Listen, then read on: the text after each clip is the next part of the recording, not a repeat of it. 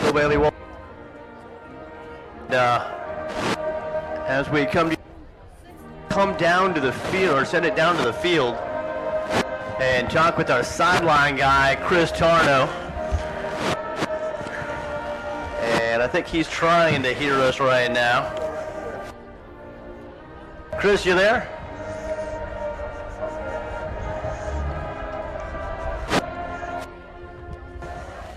All right, well, we will get back. Check, check, check. There he is. There I am. Hey, you hear Chris? All right.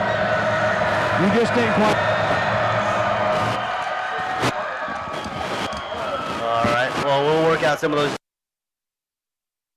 those difficulties right now. And it's getting a little hot. Well, we'll check down with in a second. Chris, if you can hear us, come up here.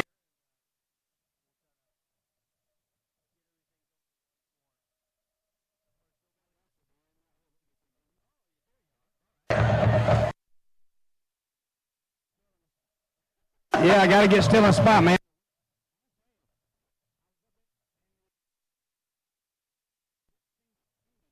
Down here, the wind is blowing. You saw the flags during the national anthem. Man, it is just whipping around. And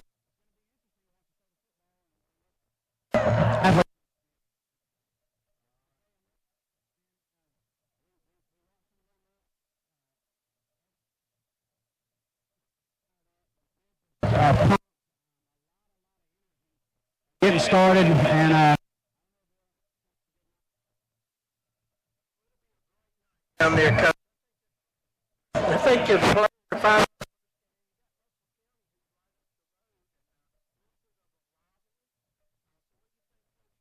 Told them in the.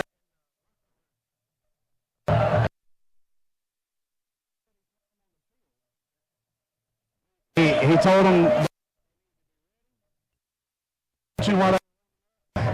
and be serious. So the first game, and they're really pumped. They're kids. I mean,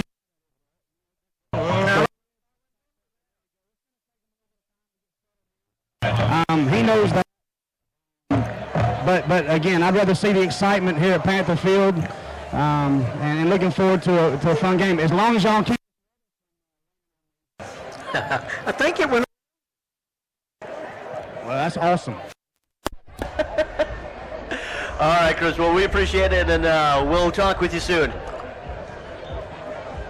Sounds good, gentlemen. All right, Chris Tarno right there, sideline reporter. 2021 for Walter and myself is. And Walter, got the coin toss right now. Yep. For Russell, DJ Griffin, number 2, senior, and number 24, Royal Tufono, senior D lineman. I wonder if he is, what is it that a lot of U.S. Samoan, kind of got a Samoan touch to him. Speaking of that, while I interrupt Bill. Go ahead. Did y'all see where Talanga from Alabama gave $93,000 to the girl to help those girls up there in the camp? Hats off and appreciation to him after that tragedy. Of course, Smith Station won the toss. They deferred, I believe. No, they've elected to receive. No, because I saw him wave.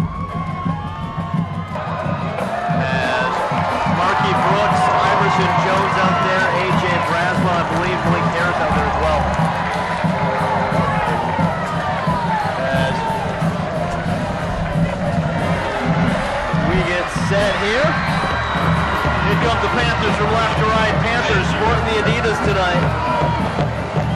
Gray tops, gray bottoms, almost with the black in the Panther logo.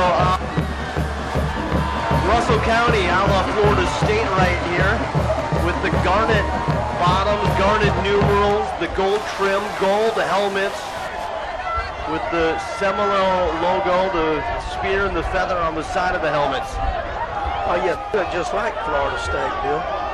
They've had those same helmet designs for 82 degrees right now. Right now it's 74%. Feels like 89, and the weather that went around us, thankfully. So we hope it stays that way. Well, Coach, I think, last year they got off to a fast start in this game and controlled it most of the way. I think, as he said, he's got a three-headed monster at running back, so he'll pound without a little bit, I think, to start off with, and eventually work his way into more of his passing game after that. We're back. All right. And of course, for Russell County to get that confidence started and get it going early, they need to get a stop here. Maybe give up a couple first downs at the most and get a stop. They don't want to get in a hole early. As Coach Griggs was saying at the coaches show this week, they just need something good to happen early, build some confidence, and you never know what happens toward the end of the game. And we're about set.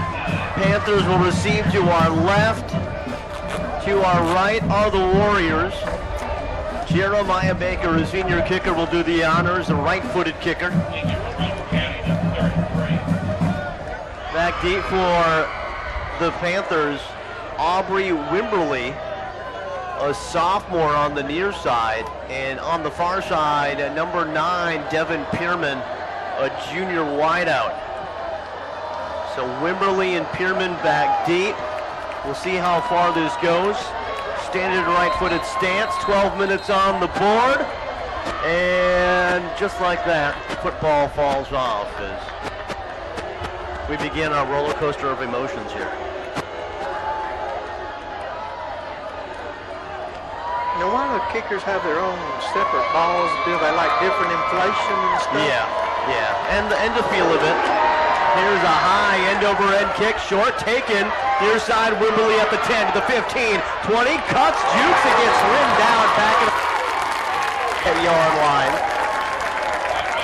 Number 14, I believe, Jim Wokener was the man with the tackle, and so Smith Station will start going from left to right on your radio dial. First down and 10 at about the 17-yard line. Who looked good in coverage. I don't even know he's still on the field. That number 18. That's about to be your quarterback. Yeah. No, I'm talking about for them. Yeah, for Russell County, Jamarian Murray. Jackson Greer at quarterback. Iverson Jones, the A back. The F back is number 22, Hunter Oots in the backfield.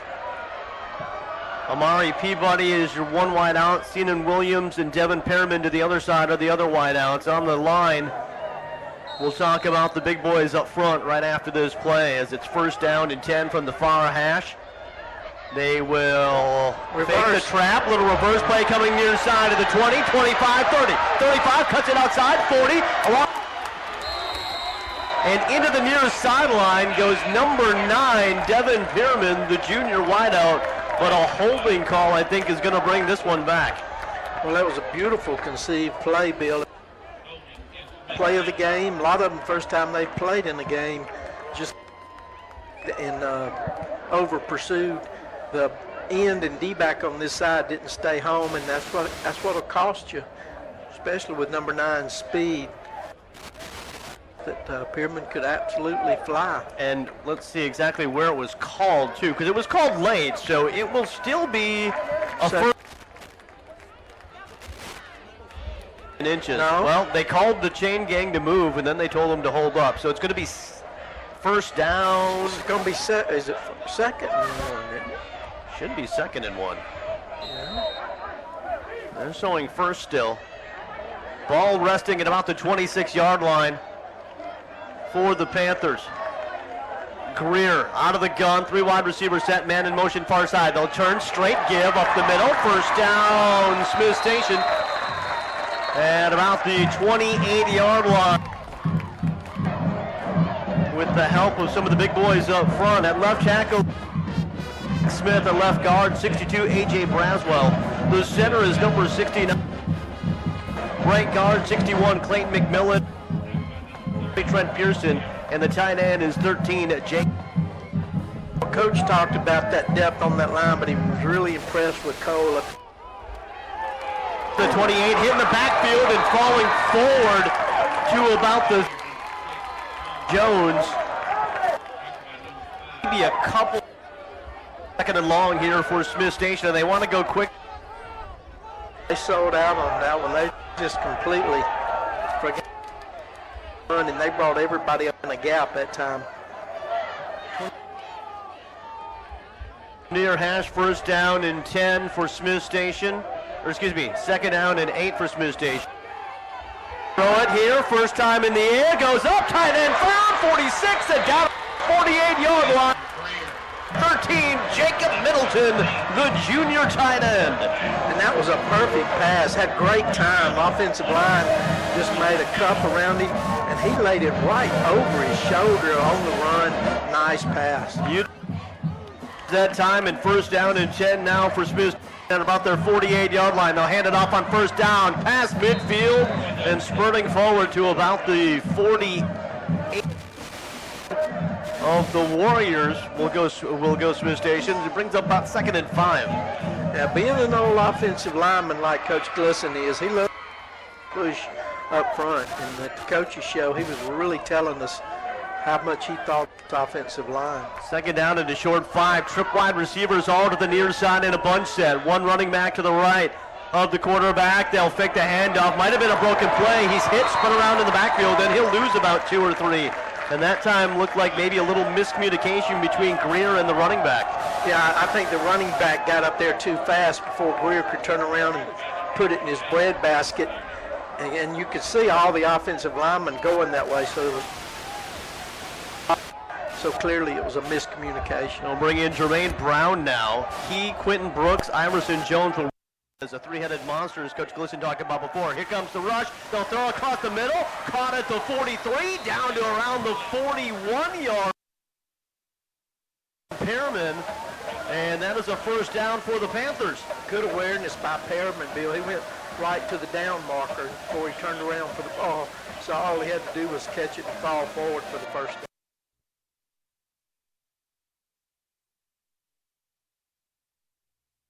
Drive for the Panthers. 9 minutes remaining in the scoreless first quarter. 10 in motion near side.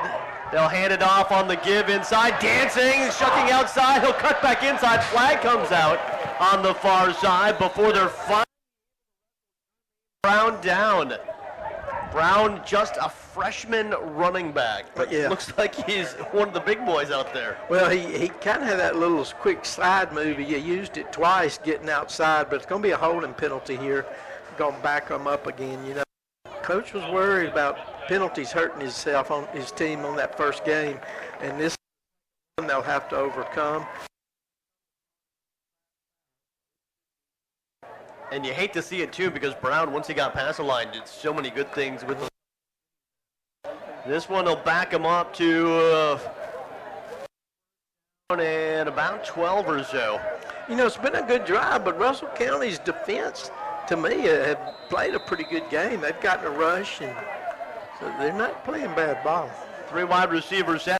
Shift to the left side of Greer. Greer to throw it on your side. Little bubble screen. Caught. Dancing through. Falling forward and past the 40.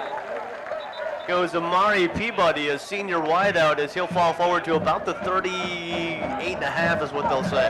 Yeah, the head official walked over and told Middleton, don't get too excited now, because I don't want to have to flag you, but he was kind of standing over one of the Russell County players and he couldn't get up.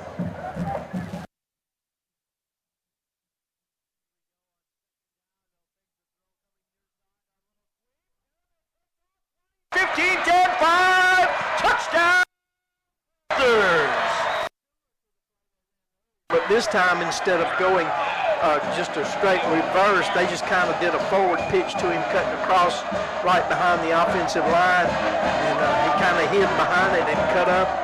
It wasn't bad containment. The problem was there was absolutely no pursuit. The 35-yard run or so on that one for Perriman. And the Panthers take the lead with 8 minutes to go. Swing and gain action here.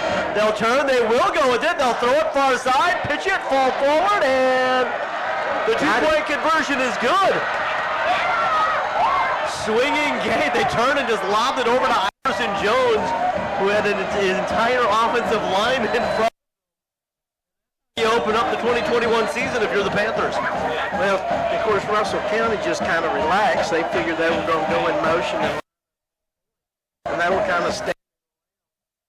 Coach saw that and made the call to change to the swing. Perfection.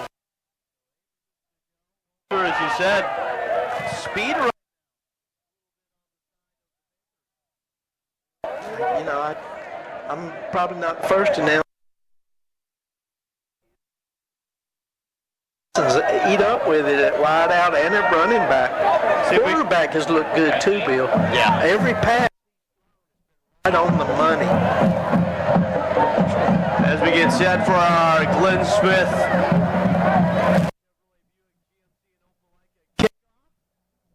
Smith Chevrolet Buick GMC in Opelika getting ready to smile. And the Panthers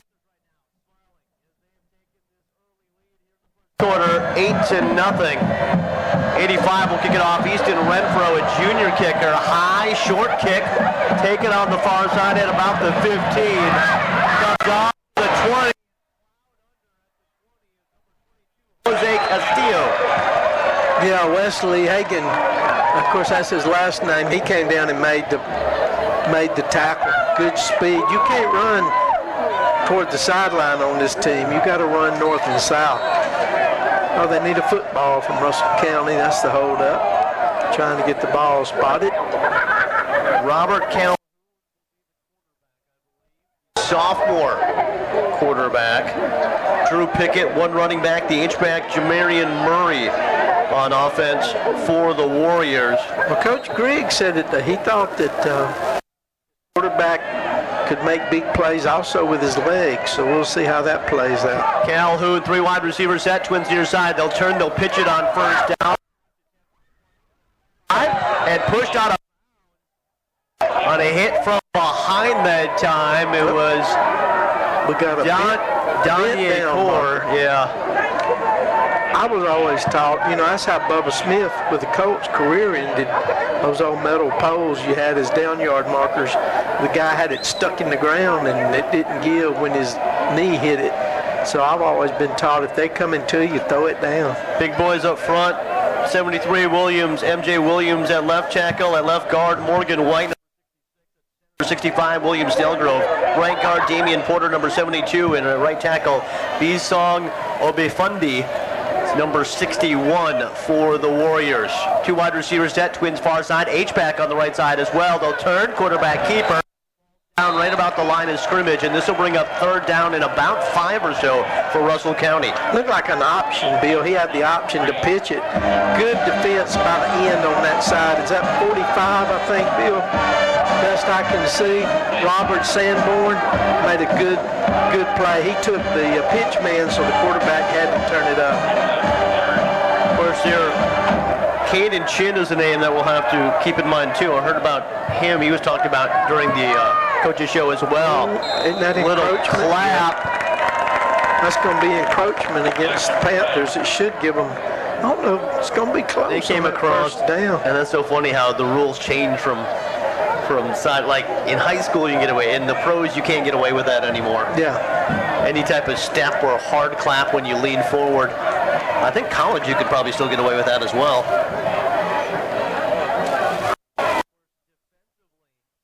Front, four-man front here for Smith Station. 45 Robert Sanborn, 55 Carson as the nose, 57 is Trevor. Yeah, Coach loves his front seven. He said they can go to the ball. Linebackers, Marky Brooks, number 2, number 7, Terrell Morgan, and Danye Core is number 1. So this will bring up first down now here for the Warriors. First and 10 at about the 30, and another flag comes out before the play can get underway. Well, I think they were, was coming to blitz, and one of the offensive linemen saw the guy running toward the line, and he flinched. They'll run a little bit of nickel here today, too. At the corners, number 23 is Marquise Collins. Jacquez Mahogany is 44. We're going to have a heat timeout. And a heat timeout here at the stadium. So let's take 30 seconds ourselves back at the stadium. 30-second timeout. We'll come back. 5:56 to go here in quarter number one. Panthers lead it. Back with more right after this quick timeout. Need new spirit wear for your team? Yes. Tiger Town Embroidery and Screen Printing.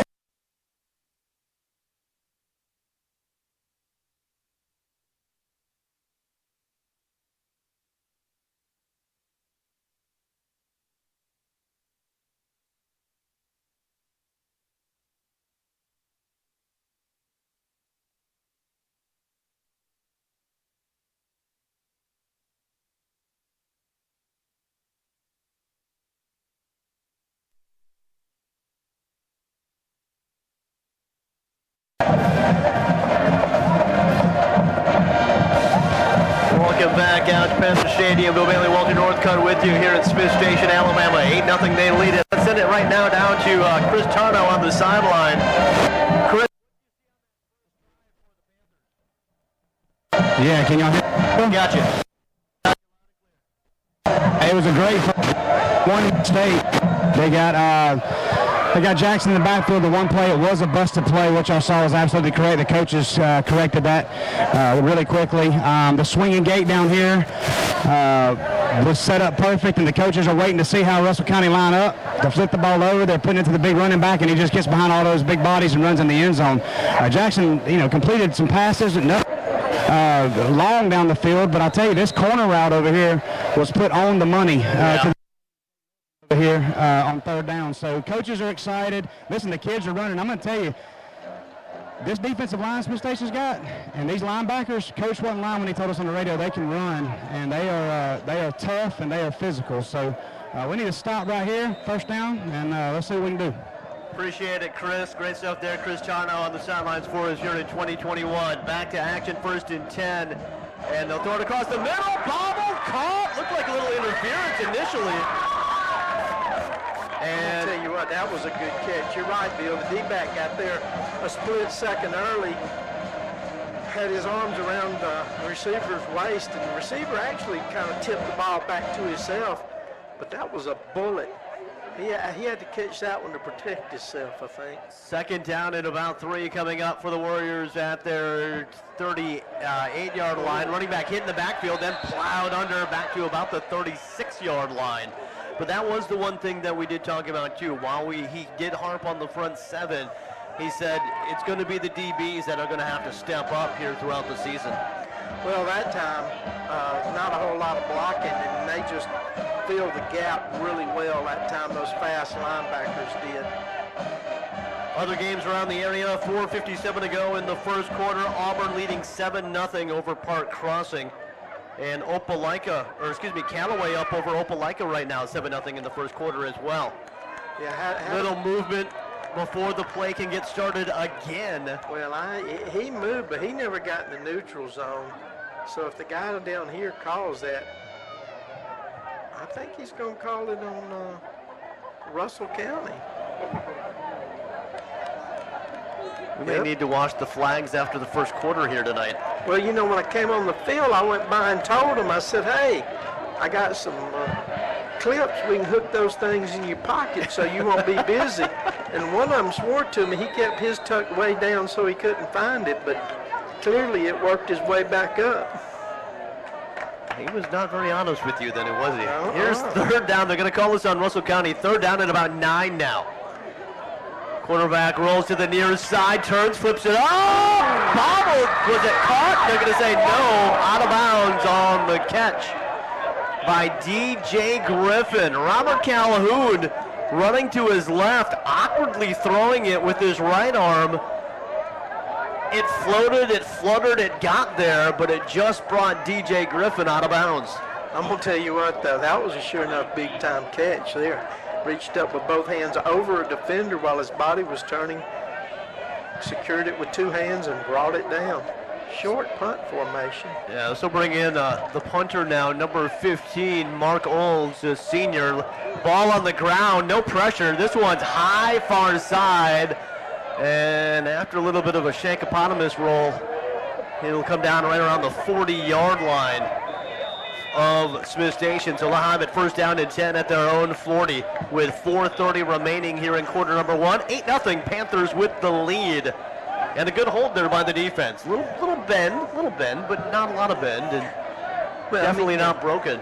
First game, and of course Coach Griggs' first game down here at Russell County. So like the coaches told us at the coaching show Wednesday night, they have to get used to his play calling a little bit, kind of see what he's going to like to do, and it does look like he wants to mix it up pretty well. 3 wide receivers set for Greer and company on first down. They'll hand it off on first down, spin around in the backfield as the running back. He's upheld, and now he's chucked backwards by that swarming defense of Russell County, and Iverson Jones, the man with the ball, will lose about 2. Well, they didn't get up under their pads. The O-line that time was kind of running straight up. And those defensive linemen, especially that nose guard, you got to get down there low to get with him because he's about 5'0". I'll say they had some guys on this near side. Dontrell Harris, I think one of those in there as well. First and 11 is what they'll call it. Now another flag comes out. Might have been a little bit of a flinch on the line, and the tight end is arguing his case. Well, the official, he was the last. I think he was covered, Bill. He couldn't. Yeah. And being covered like that, he can't get up and go in motion. If the wideout had been back off the line, he could have pulled up. But since he wasn't the last man on the line, he couldn't pull up his hand. Of course, I don't think Jacob he'll get an A in debate class for because it looked like the referee understood, took everything in well, but he just didn't give. We're having a Coach Glisson review over there. Yeah, is there an official timeout? Well, it is if the official's going to talk to Coach Glisson. He might change it. Let's see. I think they're trying to figure out, on the formation. Now Coach Glisson's going to call in the guy that called it. See what his explanation okay. is. Well, will he actually go all the way? Well, 3:47 to go in first quarter. A lot of stripes action. Not so much football right now. You guys get paid by the laundry, I reckon. First down and 10. We're going to change the call. Or excuse me, it was 2nd and 11, and now they are going to wave it off. Let's see if Coach Griggs, how his lobbying skills are now. Well, and it's not Coach Griggs talking, it's one of the assistants down there. Coach Griggs, he was fine with it. Yeah, he's the assistants are arguing for him, but he had already gotten the explanation, put his headset on, and was going back to work. So 2nd down and 11 is what we'll try again. Ball at the 39-yard line of Smith Station, going from left to right on your radio dial. Pearman in motion far side. They'll turn, give it to him on the little handoff. He'll turn, split one tackle, cut it back inside at the 50, to the 45, to the 40, 35, 30. Flag comes out near side back at the 45. He will dance his way into the end zone, but a flag back here at the 47-yard line in Russell County territory. Yeah, it's coming back. I think there was a crackback block. Pearman had a great move back to the inside to find space. Blocking the back. But I think, it was caused by that block in the back as he rotated back over. You had a wideout who was coming down toward the line, and he pushed a man in the back, which allowed the running back to cut to the outside. It was a correct call, but I'm going to tell you now, this official on this side, he sure enough knows how to throw that flag. He might have been a pitcher in high school. While we got a minute, Bill, we need to talk a little bit concessions. How was the chili dog? Excellent. I think it was a little Hormel, but they had kidney bean chili. There you go. That's something they do up north there, isn't it? There you go, exactly. There you go. 2nd down at about 6 or so. 3:20 to go. Back at the 43-yard line. They'll hand it off And up the middle goes Iverson Jones, just past the 50 to the 49, but it's enough for a first down, so he'll pick up about 7 on the play. Yeah, they're going to go a little tempo. Well, I thought they were going tempo, but that's what helped last time, actually, when they started picking up the tempo. Well, your problem right now, your 4D linemen are holding up the offensive line, but your linebackers aren't pursuing or filling the gaps. That's what's killing you for Russell County right now. Yeah, you're absolutely right. 3 wide receivers set. They'll hand it off. They'll just go up the middle again.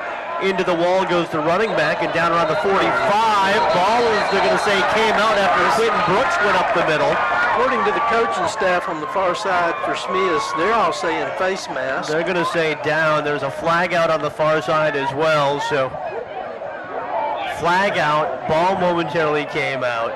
It looks like a bird dog trials broke out. Everybody's pointing. Yep, it's going to be on the Warriors. And they will call this one against Russell County. See, that's what Russell County can't afford. They can't give up big yards. Uh-oh, now Coach Griggs is going to get his discussion time in. Yeah. This is better debate than timeout. Jeopardy. Who's the Jeopardy Warriors. host? Yeah, that's not settled now, is it? No, they got producer. He jumped out again. Go down there to the sideline and see what Coach has got for us. He's in the middle of all that. He's in the middle of it down there. All right, Chris, if you can hear us, let's send it to you. Yeah, he's down here pitching a fit and making a case. He's making. That's what he's doing. He's making a case. The first they called was an illegal formation, and he talked them out of that because it called.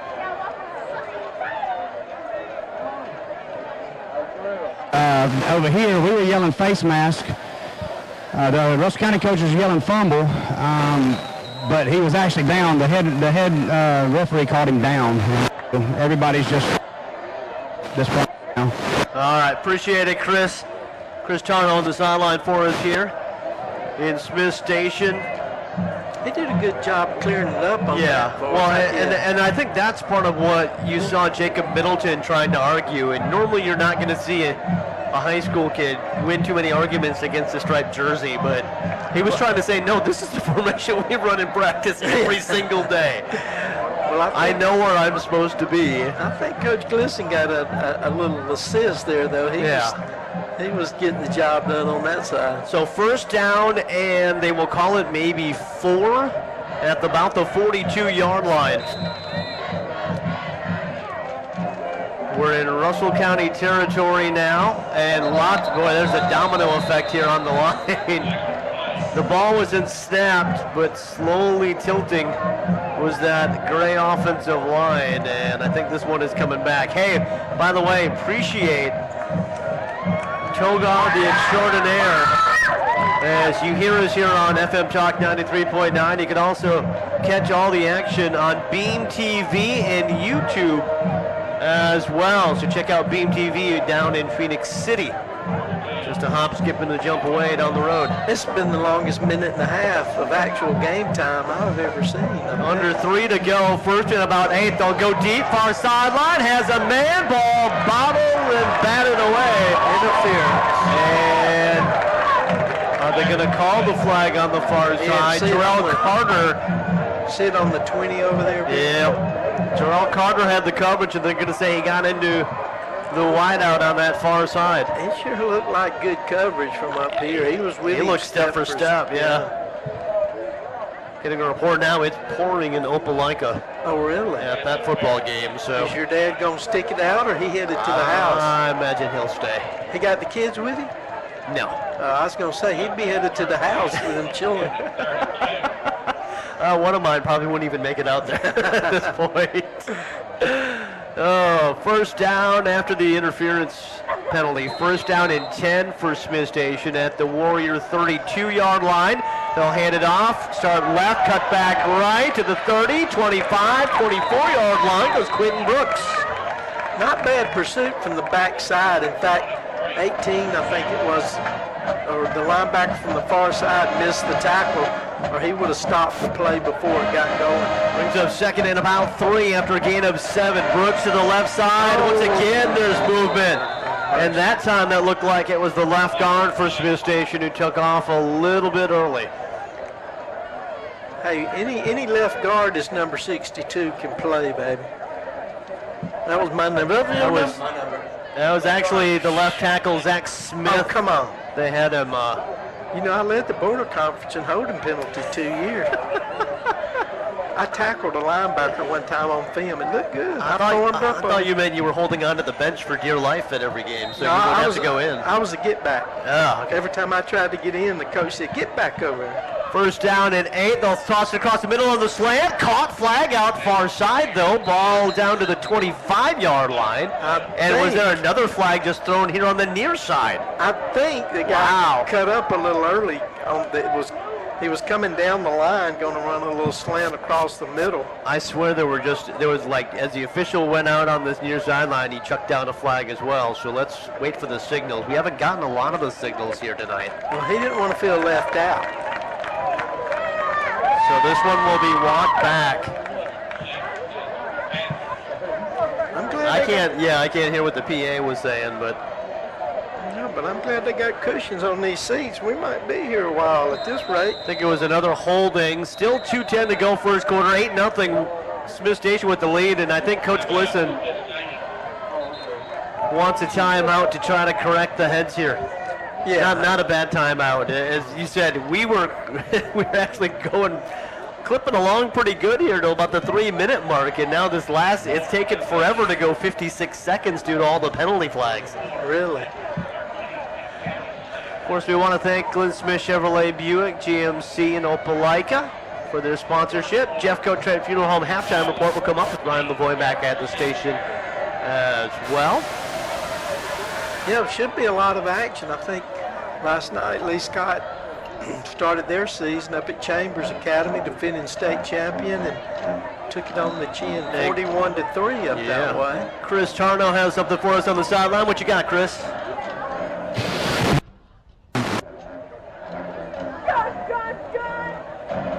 Breaking up a little bit, man. I'm sorry. Now, you hear me? Yeah, go ahead. We're getting a All right. We'll check back in with Chris here in a second.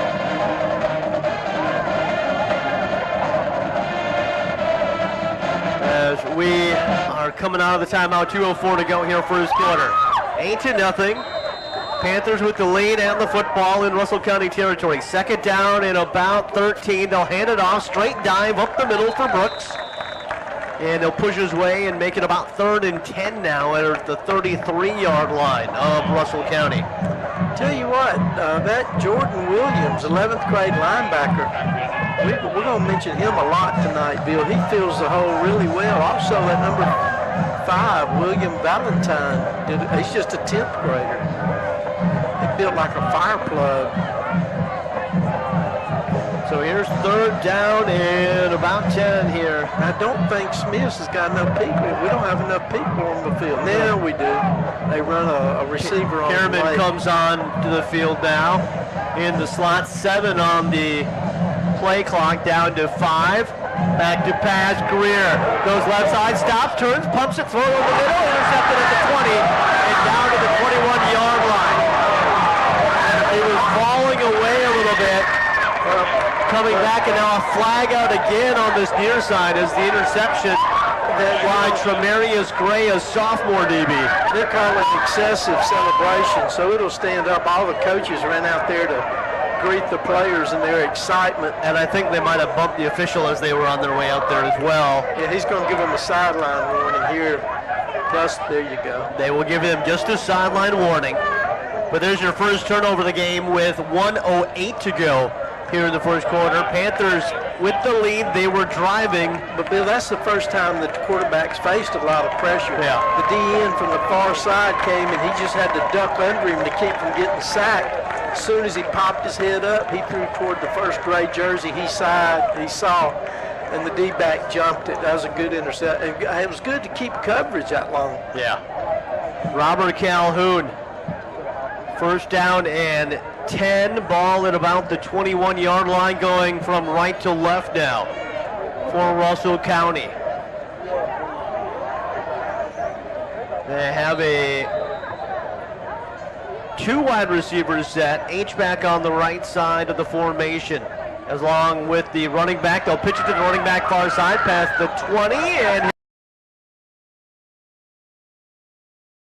I believe that was Jamarian Murray on the carry. Yeah, Panther smelled that out pretty early. Had him surrounded.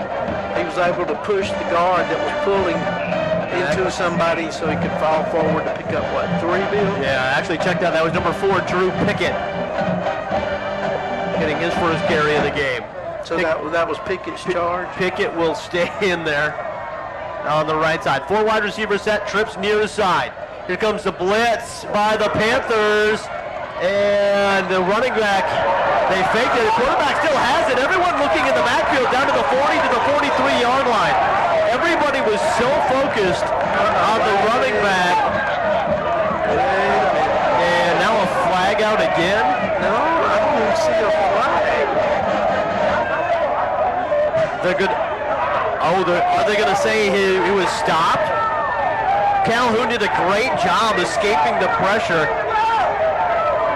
And they're going to call him down back at the 25-yard line. And you can now hear the Warrior fans.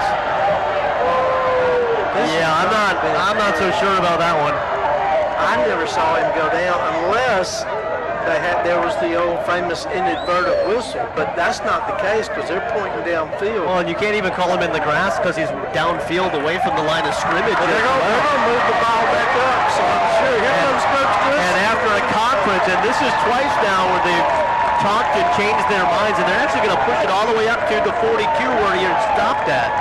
And now Coach Glisson on the far sideline wants an explanation.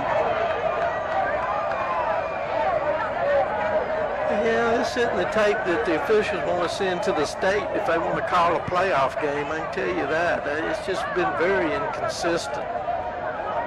And, you know, there is a bad issue in all high school sports right now, Bill, of having enough officials. Yeah. It's really become a problem because they've just gotten tired of the fans and the parents and a lot of the coaches' demeanor and just decided it's not worth it for $8 and a bag of popcorn. So after a great run by Pickett, explanation given to Coach Glisson. 1st and 10 at the 41 for the Warriors with 15 seconds to go in the first quarter. Pickett comes out wide to the near side in motion. They'll turn, hesitation, fires it far side at the 49 down to the 50-yard line. Goes number 2, DJ Griffin. And why did they stop the clock? I don't know why they stopped the clock with 4.5 seconds to go. Ball's at the 50. It's 2nd and 2. Clock is stopped for some reason. Warriors are going to try to run another play here.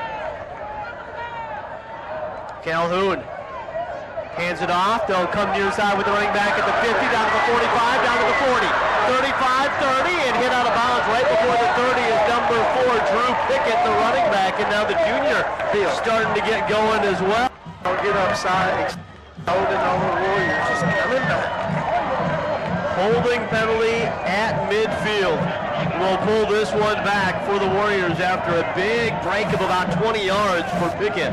Man, that's a momentum changer there. You're down, about the 35-yard line of the opposition. Are they going to run one untimed play, or are they going to call it halftime? They should, because it was an offensive play. Yeah, it's offensive.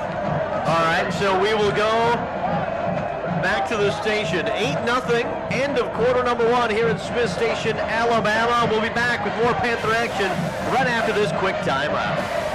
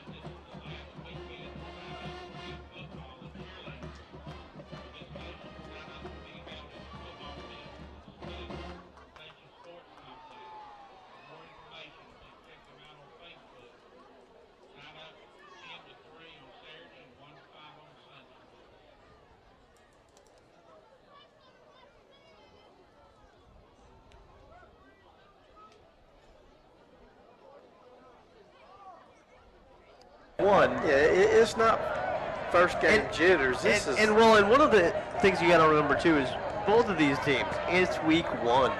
well, but And normally you see a little bit of leniency, exactly, especially that's up what on the line. That's what I was gonna say. But there has been none given here tonight. No quarter ask, no quarter give. First down and 10 at the second and 10 at the 40 for the Warriors. They'll throw it out to the far side. Caught and knocked down around the 47-yard line is number 8, Caden Chin, the senior wideout. Tell you what, Justin Albert and Matthew Brazil, the two offensive coaches, well, we got another conference between the officials, but those two have done a good job of mixing their play calling up, Bill, and keeping Smiths a little bit back on their heels. Third down and 5, it looks like, at the 47-yard line. It's second down now. Just pick a down. Let's go with it. Okay. I thought it was first down last time, and then they had second down up there. Second down and 5. Ball at the 47, going left to right are the Warriors. Calhoun rolls out to the near side, turn, flips across the middle, has a man wide open at the 38, down to the 25, down to the 10. He'll slip a tackle and into the end zone for the Warrior touchdown is number 2, DJ Griffin. And hold on to your Flags, pants. no flags, no flags. 53-yard pass from Calhoun to DJ Griffin with 11:39 to go here in quarter number 2. Hey, that was a well-conceived play, Bill. They brought the man in motion, and they flooded this zone over here with 3 receivers, and they just had way more people than Smiths had out here in the flat. Once he caught it, he did the straight route. The 2 men coming out from the sides both turned to the right on sideline patterns. All the defensive backs broke on the guys going on the sideline. Yep. He split them one And you straight forgot, up. and that's what you talk about, the inexperience of some of the DBs there. As you said, you get the safety and the quarterback flooding to this near side. Nobody took account of the slot receiver, and it's hard to miss a big guy like DJ Griffin as well. He was wide open, and Russell County had to call a timeout after that touchdown. And by the way, need to mention the first touchdown here in the Coach Griggs era for the Warriors. And we'll see if they go for 2 or if they'll kick. And it looks like, so far though, that offensive line for Russell County's done a pretty fair job of holding back that excellent Smith's defensive line on pass plays. they got Pickett in the backfield. Calhoun looks, they're going for 2. Yeah. Why Caden not? Chin, tall wideout, lone wideout is on the right side. Tight formation, they got a power set with a couple of Offensive big fellas on the right side of the formation. Pickett will take it, start left, cut it back in the middle, tries to squirm his way through. Did he get there? He got there. We're tied at 8 with 11:39 to go, and that time, just follow the big fellas. Put your head down and lean forward for Pickett. Well, what that does is gives Russell County some incentive now, some life. You look at the players over here. They're getting up. Their fans are getting up. Because it's been a while. It's 54-5 in the series, and it's been a while since the Warriors won down here. Let's send it down to Chris Tarno on the sideline, see if we can check in with Chris. Chris, what did you see on that last drive for Smith Station? You got me, guys? Gotcha. And, the last drive for Russell County, they ran the play out of the backfield, just like side. I don't know if you guys can hear me or not. All right, appreciate it, Chris. 11:39 to go. We're set for our Glenn Smith Chevrolet Buick GMC kickoff. Glenn Smith Chevrolet Buick GMC in Opelika. Get ready to smile, and now the near side of the stadium is smiling here with the Warrior fans. As here's the kickoff from the 40. End over end, coming to the near side, taking it about the 10 by Smith Station, going from right to left. Dances at the 15, straight up the gut to the 30, to the 40, down and around the 44-yard line goes at number 80, Aubrey Wimberly, and the straightest the straightest way to get to the end zone? Was that the straight line between 2 points? That's you going all geometry. It's a math analogy. So that's way over my head. I tried. There's my one try for the year. But I'm gonna tell you what, he can run. And there's been a Wimberley down at Smith Station. You know, there's some names like you say that I remember a lot of Wimberleys come down this way. First down and 10 here for the Panthers, going from right to left. Ball at their own 45. Handoff first down, hit in the backfield. Iverson spun around and thrown backwards. Iverson Jones hit right at the line, and he'll lose one on the play. Yeah, and whoever hit him first wrapped their arm around that ball trying to snatch it out. They're just, right now, they're getting a quicker push than our offensive line or Smith's offensive line is reacting to. Now, they're selling out, though, Bill. They're walking those linebackers right up in the middle of the field. You might look for the tight end or Middleton to come across the middle and catch something. Jones will stay in at running back. 4 wide receivers set, twins to far side. Pearman goes in motion to the far side. Now he'll turn and get the ball coming on the sweep to the 45, to the 50, and he'll step out of bounds in Warrior territory right around the 44-yard line or so. That should be enough for the first down. Yeah, right on about a yard past the marker. Those little sweep plays have been successful all night. Well, you know, a lot of these young guys from Russell County aren't getting their heads up in the backfield and finding the ball. They're busy battling a man across from them. They got to get their head around, find the ball. 3 wide receivers set, twins left, 1 right. They'll hand it off to Jones again, splits between guard and tackle on the right side, puts his head down, busts forward past the 35, down to around the 32-yard line, and another first down on a gain of about 10 or 11 for Iverson Jones. I think Coach Glisson might be saying, hey, let's get off the fancy stuff. Let's just show them who's boss and pound it at them. And that's probably, Walter, I think probably the best run they've had between the tackles so far tonight as well. I think you're right. 10-14 to go here, second quarter. 8-8 is our contest here in Smith Station, Alabama. Jackson Greer out of the gun, turns, hands it off to Jones, follows a block right, cuts it back middle, once again just bullies his way past the 30 down to about the 25-yard line. Well, you know, at the coaches show, Coach Glisson told us he was a bull. He was a man when he ran in the middle between the tackles. And I'm like you, Bill, they're just reestablishing their dominance up front. And now the rain starts. Freshman Jermaine Brown is into the contest. I tried to keep that rain off, Coach, down there, but Second down and about 2 from the 25-yard line for the Panthers, going from right to left. They will turn, throw it short near side, and the flat hit at the 22, past the 20, and down to about the 17-yard line goes Jermaine Brown. Yeah, that's the problem. You're just kind of bouncing off of them when you lock up. You got to stay locked up on them. Get those arms around them and drive them backwards. That was about 3 yards in the flat right there, and something like that, you could either pitch it or throw it overhand. Well, I think they were just trying to get him out in space then, get him out there one-on-one with somebody. Brown stays in at running back. 3 wide receivers set, twins right, 1 left. Out of the gun, they'll turn, they'll hand it off straight up the gut. Brown hits the line and goes nowhere. 2nd and 10 upcoming from about the 17-yard line for the Panthers with 8:45 remaining here in quarter number 2. Yeah, Middleton that time was waving off he understands now where he's supposed to line up after all that fiasco earlier. He was telling the 2 wideouts to back up, but they were about to have another illegal formation. Rain starting to really come down hard now. 2nd down and 10 at the 17. They'll hand it off to the running back. Slips a tackle down to the 10 and close to the 6-yard line. They're going to say the ball came out, but Russell County running out of there, but the official said nope, he was down. If he did, that's going to be... They're standing down at about the 6. Coach Briggs better get his debate hat on because they're going to keep it with him. You know, listen, I understand, but somebody's got to make the call. You can't just look up and start talking about what might have happened. And you either saw it happen or you didn't. Yeah.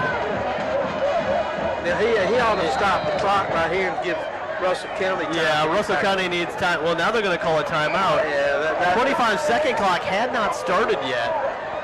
yeah, Russell County was late getting out there. Not sure, is that the third one now? The scoreboard's not on, but I believe that's the third one for Russell County. Well, we're going to a review. This coach right here better watch out, or he might be sitting on the cheese wagon back there in a minute.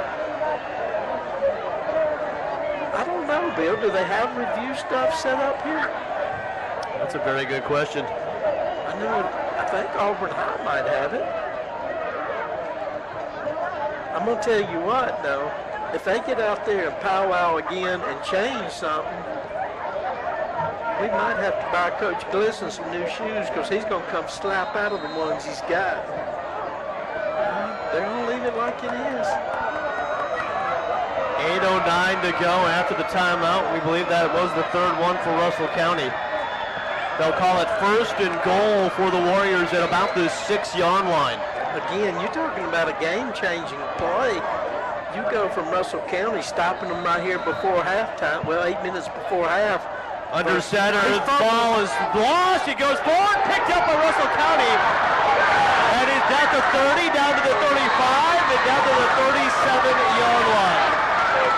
That time, they went under center. First time they had done it all day. Greer lost the football. He fumbled it forward. It was picked up by the Warriors and brought all the way back to the 42-yard line. Well, in that time, Bill, you have to give the officials some credit. When everything got bundled up in there, they could have blown the whistle because the ball popped out where none of them were positioned, but they did not. They let the play continue, and he scooped it up.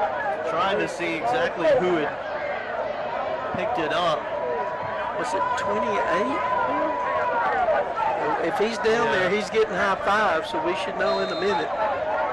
Big turn of events right there as the Panthers were right on the doorstep. 8:01 to go here, second quarter. 8-8 your ball game here in the first half. And it's first down to 10 Warriors at their own 38-yard line. Late man onto the field, that's A.J. Black.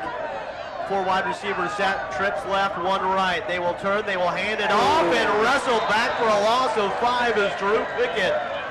Nowhere to go is... See who was busting through that time. It was number 19, Samaj Williams, the sophomore DN. Yeah, he kept that inside arm.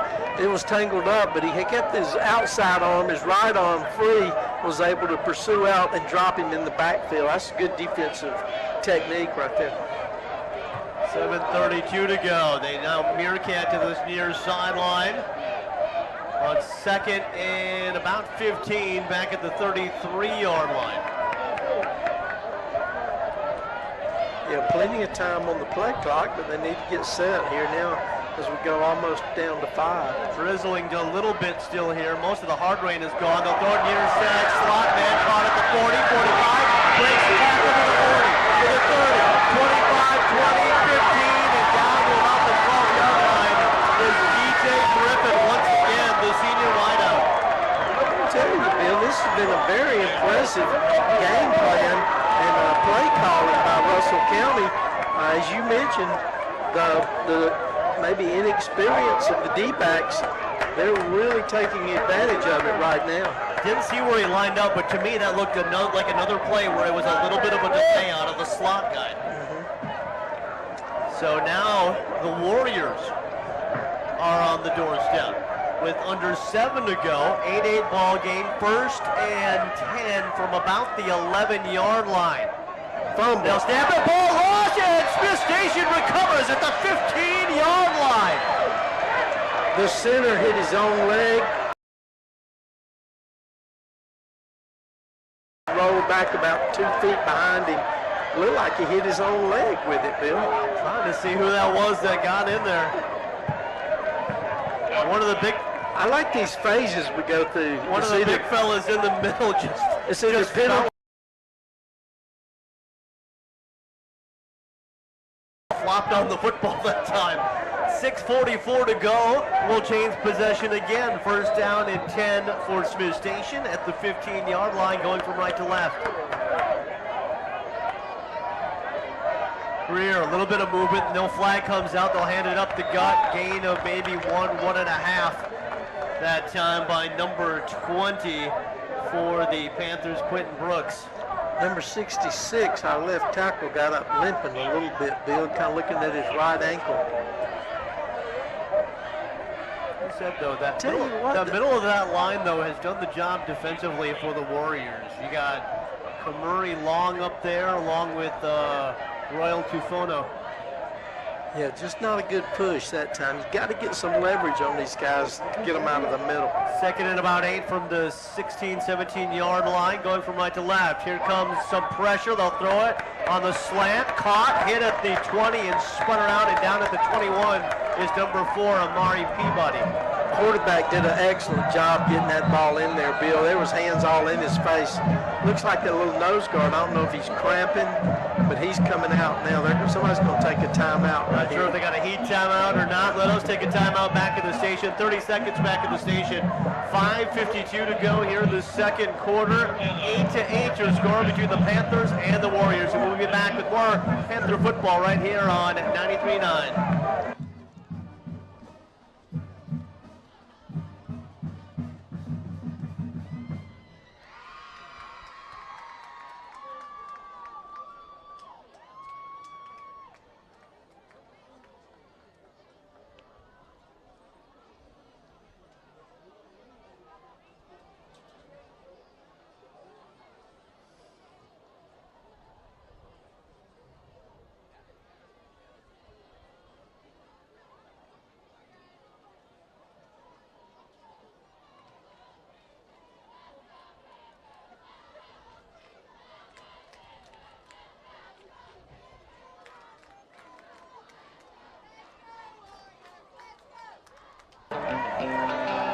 Well, Alabama, 8-8 is your score.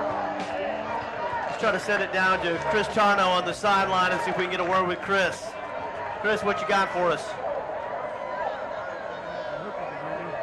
Y'all able to hear me? Got you now. We're moving the football on offense. Russell County is killing us with these little screen plays, and what they're doing is at the quarterback, at the corner, is jumping screen. A little two wide receiver route out here. We broke 2 coverages on the long run. Luckily, number 44, and I didn't get a chance to look at it, Bill and Walt, but I'm telling you, that kid ran down from the 50-yard line to the other side of the field and saved a touchdown down here, which led to the turnover. We're having some problems lining up on offense, but coaches are working on that, getting the guy when they swap rotation. Wide receiver, slot receiver comes from one side or the other. Wide receiver's not stepping back, covering up the tight end. So they're working right now. Kids are playing. The rain stopped, thank goodness. A little bit of shower, but everything, it's not raining right now, so we should be okay. Offensively, we're moving the ball. A couple good running. We got the running backs are running hard, and the coaches are happy. It's just up, man.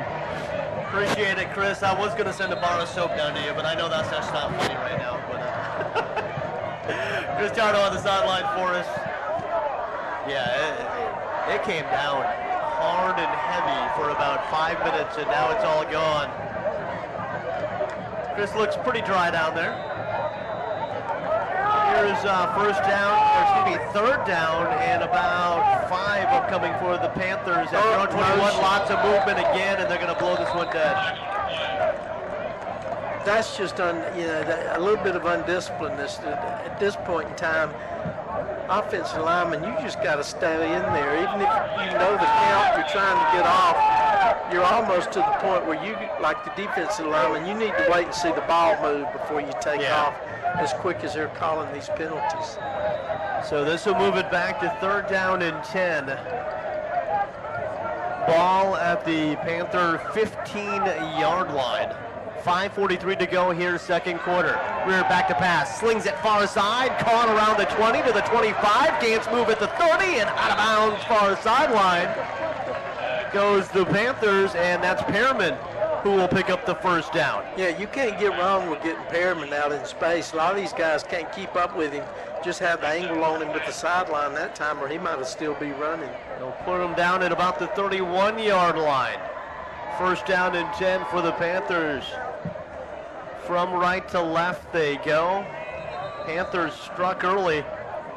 Warriors answered in that first quarter, and then we went through a little flag lapse for about 5 or 6 minutes, and then a flag fest. It was kind of like Groundhog Day. You just kept seeing the same thing over and over again. And then we had a couple of turnovers. Both teams inside the 20 turn it over. And now the Panthers, after the first turnover there by the Warriors, and broken play. Greer looking to hand it off. No one was there. He runs into his own lineman and falls down back at about the 30. He'll lose maybe 2 on the play, and that's never a good feeling when you're a quarterback. You stretch the ball out, and absolutely no one is there. Except white jerseys. Yeah. That's always terrifying. Yeah, just a busted play. Then he turned to hand it off, and kind of like the Titanic, everybody had abandoned him. Second down and 10 back at the 30, and 12 back at the 30-yard line. Iverson Jones is the running back. Greer across the middle, dangerous throw, caught though at the 35, 36, up to about the 38-yard line. 3 white jerseys surrounding the wide receiver that time, and it's hauled in by number 29, Jalen Bibbs, the sophomore wideout. Well, they're taking their time and working into an open position, but he's just doing such a good job of finding them among all the white jerseys and squeezing the ball in there. Greer will look over to that far side. 3 wide receivers set, trip formation to the left. 1 running back to the right, and Jones. He'll turn, throw it to the short slot man. Caught at the 35, he goes backwards and then rope down for a loss of a couple. That time they were trying to go to the well again with Bibbs, but to no avail as it was 23 Calvin Williams who came up with the stop. I think he's the same one that picked up the fumble, Bill, if I'm not mistaken, isn't he? Because he does like to let the crowd know he's made a play. This will bring up 4th down, and we'll see the punter out for the first down tonight for Smith Station. Oh, Lord. Everybody's throwing balls on the field now. Here we go. We got a kicker ball in there now. 35, so they send out there. Jackson Brown listed as a DB. Oh, I love his music. Off the near hash, 4th and about 7. No pressure whatsoever. He'll turn, low, wobbler, hits at the 38, skips the way of the Panthers past the 30 to the 25. They try to give it a little bit of air, and it's down around the 23-yard line. And that's where Russell County will start first down and 10 with 2:59 to go here before the halftime break, and we're all knotted at 8.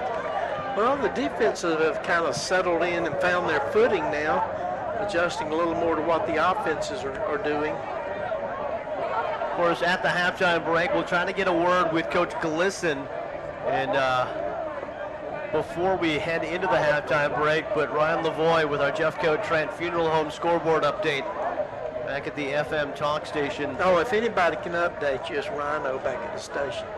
He's like a score and update computer. Yeah, but all we're going to hear is Tampa scores. Oh, is it? Yeah, all scores from Tampa, Florida. So, yeah, that does us no good. First down and 10, ball at the 23-yard line for the Warriors, going from left to right. Big man at the running back this time, hit and drop back and around the 20, and that is number, let's see here. 41? That is 41, a new running back in there. Jabari Jordan, a junior running back. Yeah, he plays some linebacker too. That was just a good push up front that time by the Panthers D-line. 2 wide out. I would imagine if they don't put it up, Russell County would like to run that clock out. They're sitting in a pretty good position. 2 running backs in the backfield, 2 wideouts to the left. They're going to turn, pitch it off to the far side. He'll dance along the hash past the 25, close to the 30-yard line. And that time it's number 4, Drew Pickett, with the carry. And this will bring up 3rd down and about 5 or so.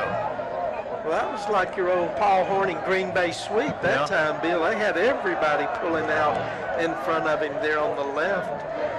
I'll say nothing fancy about that. They had everyone shifted to that left side and they just ran that way. Here we come. Plow it forward. Under 2 minutes to go now here in the first half. 8-8 ball game. 4 wide receiver set. Trips near side on 3rd down and 5. A little bit of movement. Did they get the end? They got him. You know, if this guy on this side saw a movement, he's going to flag somebody. That'll be Dylan Carden for the Panthers, who will pick up the penalty, and this will should give the first down. It's going to be close, though, Bill. Well, yeah, it's about the 33.5-yard line. This guy on this side saying it's a first down. Are they going to measure? I think so. Or he's at least going to come over here and eyeball the situation. Surely, they're going to have to. They're going to look down the line. They're going to have to get a first. It's a first down. Yeah, they'll say first down. So after another conference. Coach Glisson sent him for the head man. Now he's going to debate a little bit. But they moved the chain now. Yeah, they just moved the chain. The official's going to have more yardage going from side to sideline than he is going up and down the field before it's over. 1:39 to go. Watch out, Coach. Here before the halftime break. First down and 10. Warriors at about their own 33. Greer back to passer and looks up, throwing along the near side. At the 35, breaks a tackle at the 40, to the 45, and the 50. Pickett on the far side to the 45, 40, in Smith Station territory. And a flag is out back at the 40 where a Smith Station Panther man is down as well. And check that, it was Calhoun with the short pass. A lot of great dancing by Pickett, but now if you're the Panthers, you got to be concerned because that's one of the big fellows inside, and Malik Harris, the senior D lineman, who's down at about the 40-yard line. Yeah, he was about 10 yards downfield when that happened. 2 of their players ran together. I'm not sure. Whoops.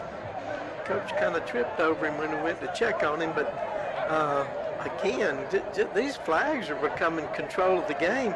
That's a huge turnaround, of course, for Russell County right there. Yeah, we're not going to talk about the injury here, but we will send it down to Chris Charno. Chris, have you heard anything on the sideline in terms of what the coaches have been talking about in terms of the penalties? I'm not sure if you guys can hear me. I'm in a really loud Bill. I'm not sure I can right now. Yes, penalties are awful. About every penalty being called is being griped about either by our coaches or the Russell County coaches, which is normal. I think Ross said it earlier, they're calling a little closer than they typically call a first game of the year. You know, we expect the kids to be a little jumpy and to make some errors. I expect the umpires and the referees, to make some errors as well, but they're calling every little thing, it seems like, and it seems like as soon as there's a big play, they're just looking for something. But again, past that, I can't really tell you. I mean, there's a few of them that have been called that have been absolutely legit. And there's been a couple holding penalties that have called down the field, and they've been completely legit. I mean, I sat here and watched them. But and then some of them are just errors on our part. But coaches aren't happy for sure. All right, appreciate it, Chris. 1:22 to go. First down and 12, and here's another flag. Jacob Middleton said, I got through that time. I didn't want to stop. He got through because everybody was watching that yellow flutter down. This has got to be they'll move it back again. This got to be a record for a first half game between these 2 penalties. And you hate to, I mean, we talk about, how tight it is and some of the holding, but I mean, the flinching, that's on the teams. Yeah. I mean, it's so obvious to everybody in the stadium that if you didn't call it, you'd be going, well, wait a second. Mm-hmm. Then the coach would be out there. Yeah, but I mean, it's been on both sides. It hasn't been one side or the other. The Warriors have had their mistakes. The Panthers have had their mistakes. Back at the 25-yard line on first and about 17, they'll chuck it across the middle. Caught at about the 37-yard line. And that time it's turning into the Drew Pickett show here in the first half as he comes out of the backfield and makes the catch to set up. Second down. Second and about 6. They'll snap it quickly. Left side, quarterback takes off, turns, rotates the shoulder into traffic. Was it caught? It was bobbled into the hands of one of the wide receivers past the 40, down to around the 33-yard line. It somehow ends up in the hands of A.J. Black. I'm hoping that's a towel. Oh yeah, that's a towel as far as that. I don't even think he was throwing it to Black, Bill. I think he was throwing it to the man beside him. There were two receivers right there. 1st and 10, they have to go. 49 seconds to go here before the half. Warriors have 1st and 10 as the chain gang finally getting set at around the 34-yard line. From left to right to go. He'll turn, roll on left, turn, fire across. A little lob pass caught to the 10, to the 5, into the end zone. Touchdown Warriors. And once again is number 1, A.J. Black with the catch. I'm going to tell you what set that up. Number 4, Bill, he laid a vicious block on an uncovered DN that was about to decapitate the quarterback, and I mean, he pancaked him. That was probably the block of the year in this young season. Credit Calhoun, most of his throws have been going to the left, throwing back to the right. They haven't been pretty, but that one, again, just spot on. It fluttered the right amount and ends up in the hands of a playmaker in A.J. Black. And now they will go for the extra point. The kicker is Jeremiah Baker. The holder is DJ Griffin. I've been impressed with the skill players for Russell County. High snap brought down. Kick is up. Kick is perfect. And with 30 and a half seconds to go, 15-8 is your score. The visitors have taken their first lead of the contest. Well, you're right. You know, it's one of those things, you can't let them just continue to build confidence, because it'll get on a roll and it'll be hard to stop that roll. Who gets the ball to start the second half? It would be Russell County.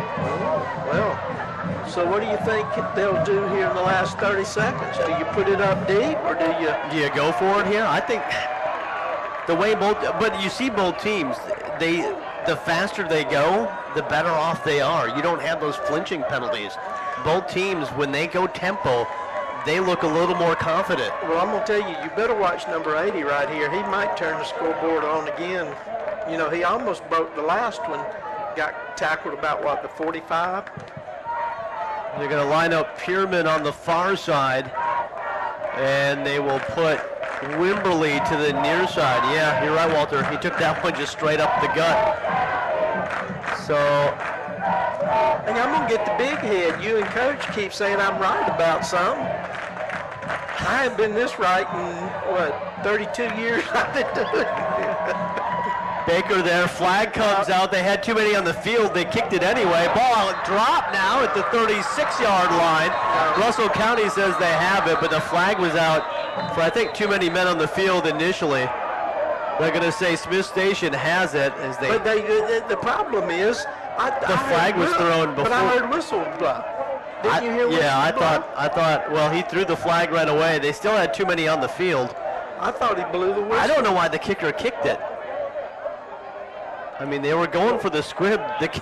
Well, he wasn't looking to see what was going on over here. He was concentrating on the ball. There was a guy running off behind him. Well, they did the short squib kick. Maybe they thought he was in motion. Panthers would have it right around the 35, 40-yard line. They're going to actually back him up. And I think that's what Russell County was worried about as well, Walter, was do we want to put it into the hands of Wimberly or Pierman at this point? Well, with 25 seconds to go now, they're going to back it up to the 30-yard line. I wouldn't put it in his hands, but they're going to run the clock back up to 30, Bill. I think 5 seconds ran off. Maybe they're going to push it back up to 30. The official was saying put it back up. See if they do or not. He's looking up at the score, at the press box where the timer is. Baker ready to go. Well, I guess he's not. Yeah, here he goes. Now he's saying 3-0. There we go. There we go. 30 seconds back on the clock. So the ball is back to the 35-yard line now. And they will stand in front of it until all the officials are ready and in their spots.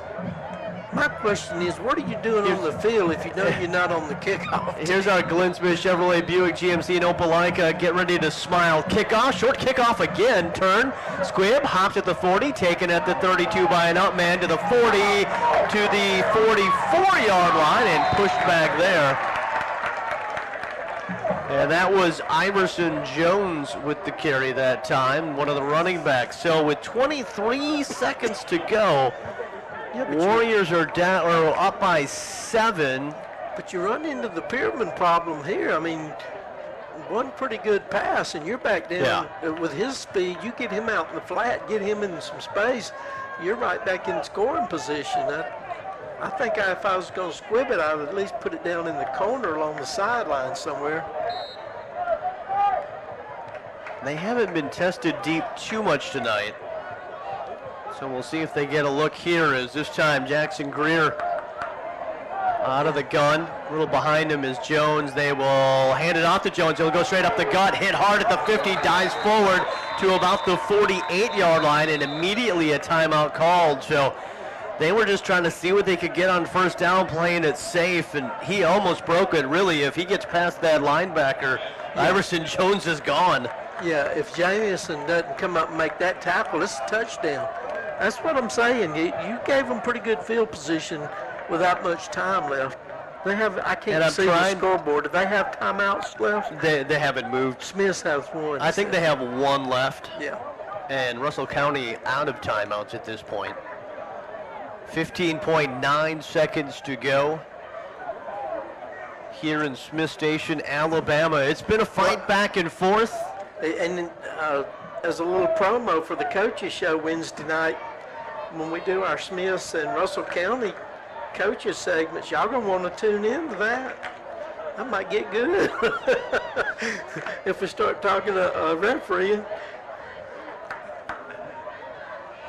Of course, don't forget, coming up at the halftime break, Ryan Lavoie with the Jeffcoat Trent Funeral Home scoreboard show. No, at the half right now, Opelika 7-0. I believe they're down to Callaway still. Callaway's always so a tight contest there, yeah. And then, how about Auburn High? You heard anything on Auburn High was up 7-0 at last check. And that's the last time I got anything there from. I'll tell you after this. Second down and 1, handoff Jones, plows forward, still pushing the pile forward, and finally comes down at the 40. They'll stop the clock with 8.9 seconds to go. We're telling them to first down and 10 for the Panthers. The chain gang slowly meandering up to the line. They're going to turn it, and before the chain gang gets set, they allow the play to run, and it's spiked with 6.6 seconds to go. Yeah, I don't think the chain gang had their Red Bull, because they ain't got wings down there, that's for sure. As long as the marker was set, they decided to go for it. So here's second down and 11 back at the 30 or 41-yard line now.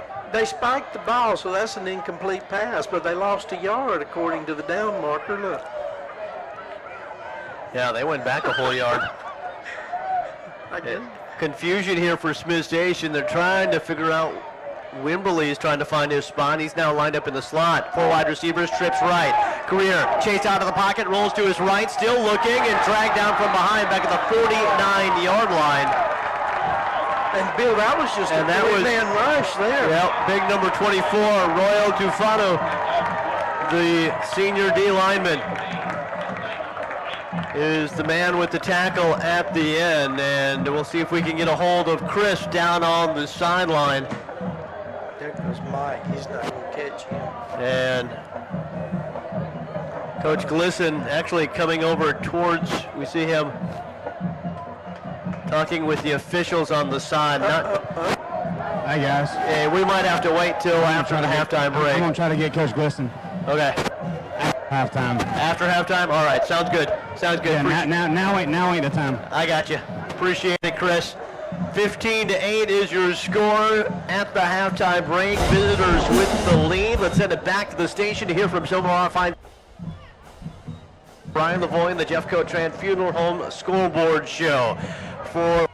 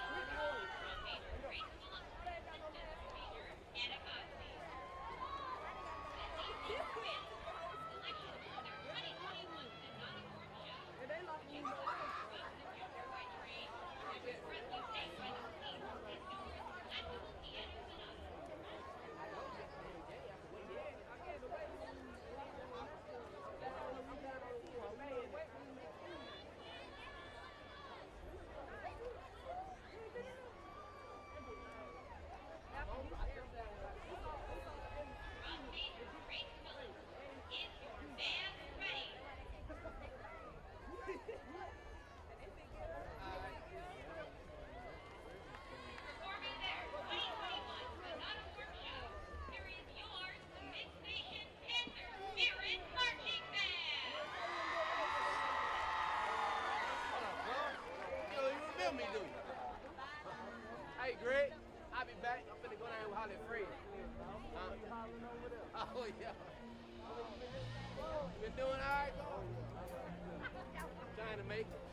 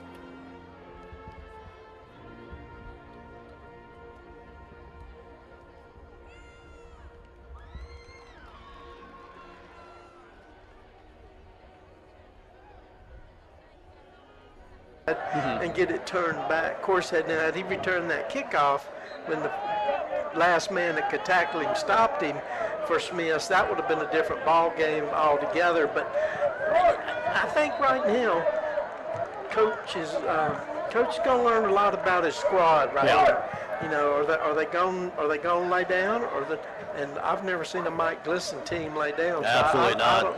I don't think that's going to be the case. But how much intensity is what he's looking for right here, and of course, the fans over here on Russell County side, we mentioned earlier, you know, It's been about 2009 since they won here, and the series is 54-5. There'd be some celebrating down in Salem area if they were to pull this one out tonight. Yeah, I was going to say, the last time the Warriors won was on 9/11 of 2009 at Russell County. I don't believe they've ever won here at Panther Stadium. I thought maybe one time, Bill, in 05. Oh, no, yeah, it was 05. 10-28-05, 18-6 in that one. So in 59 games, they've won once here. So they got, another thing is when we talked to the coach at the coaches show, his point was we got to have something good to really get these kids over the hump to believe they can play. Well, even if it doesn't go right in the second half, I think he's won his point over enough that they can believe they can play with people now. Absolutely. And that's what he was looking for. On the other side, Coach Gliston's got to tell his guys, look, you know, we need to be Smith's football here. We need to pop people in the mouth and play that good defense. And then on offense, I still think I'd run that big the big tailback until they had to take him out of the game. I'd pound away with that rascal. Jose Castillo back deep along with A.J. Black to our left, or to our right rather. Smith Station will kick this one off from left to right, 15-8 as we get ready for quarter number 3. And we want to thank Glenn Smith Chevrolet Buick GMC in Opelika. Get ready to smile. Here's the kick from the Panthers from left to right on your radio dial. Third quarter underway. Castillo at the 15. Cuts it up along the far hash of the 25. Bumped backwards, then spurts forward to about the 30-yard line. It'll be 10 for the Warriors right around the 30. And here comes once again the offense is Robert Calhoun. I said his passes tonight, a lot of them going to the left, throwing with his right. They don't look pretty, but they're getting the job done here tonight, and he's finding wide open receivers as well. Well, that and the ones he's had to squeeze in, they fluttered, but they fluttered right in the hole that they needed to go in. So he's done a good job. I hadn't seen his legs as much as Coach talked about, though. Calhoun and Pickett in the backfield. They'll toss sweep near side to Pickett. He'll cut it back inside at the 30, 35, still dancing hard. That's the 40, and will go down at about the 42-yard line after a pickup of 12. Well, see, that's one of those situations where Smith came out pumped and they wanted to make a play early, and they just overran the ball. He was able to cut it back against the grain. Now they're hurrying up. Yeah, Marky Brooks with the tackle on the play, 1st and 10. They hurry up, hand it off to Pickett. He's wrapped up in a pile of jerseys and finally spun down right around the 43-yard line or so. Maybe a gain of 1. 2nd and 9 upcoming here for the Warriors. Well, they've done so well without going hurry up. It's almost like you wish they'd keep the cadence and the momentum they had by running the offense they were running, but they figured they'd give it one quick shot. Now they're back to all watching the sideline for the play. Jordan on the right hip of Calhoun. Pickett to the near side. It looks like a little bit of movement. They're going to let it go. Big stick in the 40 as he runs over a DB past the 50, still on his feet. Another big crack as he makes his way all the way down to the 40-yard line.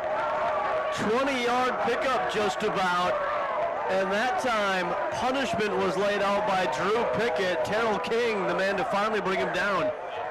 Hey, he pancaked the linebacker, and then he had somebody on his back, and he pancaked the D-back. That was running like you want to be a winner right there. That was a good play.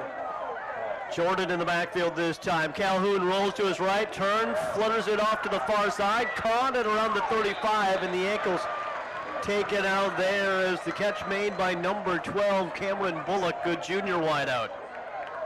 Yeah, I've really been impressed with the play calling. They're mixing it up so well that Smith is kind of having trouble keeping up with what's coming next. Calhoun was happy, I think, on that play. What, I get to roll right and throw with my right? Really?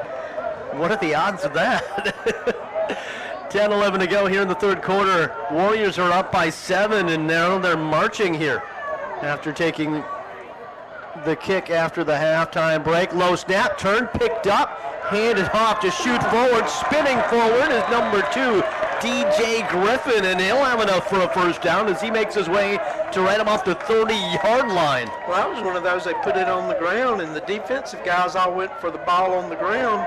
He was able to pick it up. He was the only one left standing, so he just took off. First down and 10. Ball is going to be on the far hash. Warriors going from right to left on your radio dial. Once again, white tops, garnet bottoms, gold helmets a la FSU, with the Seminole symbol on the side. Panthers with the gray tops, gray bottoms, black helmets, white numerals, black trim. Both sides in Adidas here tonight. Two-man set to the left that time of Calhoun. A hit from behind and chucked down. Oh, jerseys get him down back at around the 35-yard line. That time led by number 2, Marquis Brooks. Yeah, number 19 for the Panthers, Bill. Williams is slow getting up. They're going to, I don't know if it's a cramp or what, but they're going to pull him out of the game. That was a big play right there. Now you're looking at 2nd and 15. And almost a little bit of a confusion because I think it was even supposed to be play action. I think you're. And he held it and kind of turned like, is no one coming? The back ran into him, looked like to me. And a whistle and a timeout by the Warriors. We saw the Warriors exhaust there early in the first half in terms of timeouts, and with 8:49 to go here in the third quarter, they call a timeout at 15-8. Some other scores real quickly. I believe Auburn was up big at last check, like 28-0 over Park Crossing. Yeah. Well, Callaway was up 7-0 at the halftime over Opelika. Opelika comes out in the third quarter. They tie it up at 7 apiece, and then Callaway turns right back around to retake the lead at 14-7. Wow. Over there at Bulldog Stadium. Well, Bill, and Coach Griggs, he did a good timeout right here because this is a big point. Well, we talked about momentum, Yeah. and they've continued to seize upon that right now. You come out in the second half and drive all the way down the field, 65 yards, and put points on the board. That would be a huge advantage. But I think the quarterback and the running back kind of ran into each other, like you said, Bill, on a missed exchange, and that's what caused them to lose that last 5 yards. Pickett's still out. Jordan is the running back off the left hip of Calhoun. Calhoun and the Warriors. Second down in about 15, back at the 35-yard line of the Panthers. Low snap, rolls to his left. Calhoun looking up, steps forward, eludes one, eludes two, cuts back inside again. Flag comes out as he dives towards the line.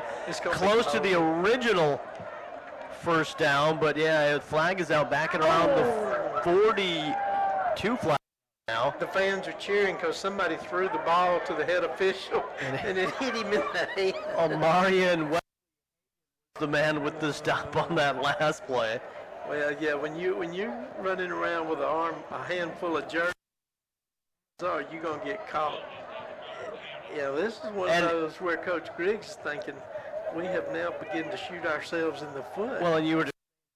The most frustrating thing was he had just called the timeout to get everybody together to kind of regain that composure, and then you commit a holding penalty on the next play, and that's something you never want to see. And it wasn't like, it was close to the point of attack where the runner was, but the runner was past him when he really grabbed him, so he didn't have to hold him for the play to be successful. But now we're looking at what, second and 30? At least. Back at the 50-yard line, second down and 30. Ball's at midfield. They have to get down to the 20 to the Warriors, going from right to left. Calhoun, one running back in the backfield. Back to pass, looks near side, hesitates, fires it. Oh! Pick! No! Dropped. They were going for the big wideout on the near side, and it was broken up by Marquise Collins, a senior DB.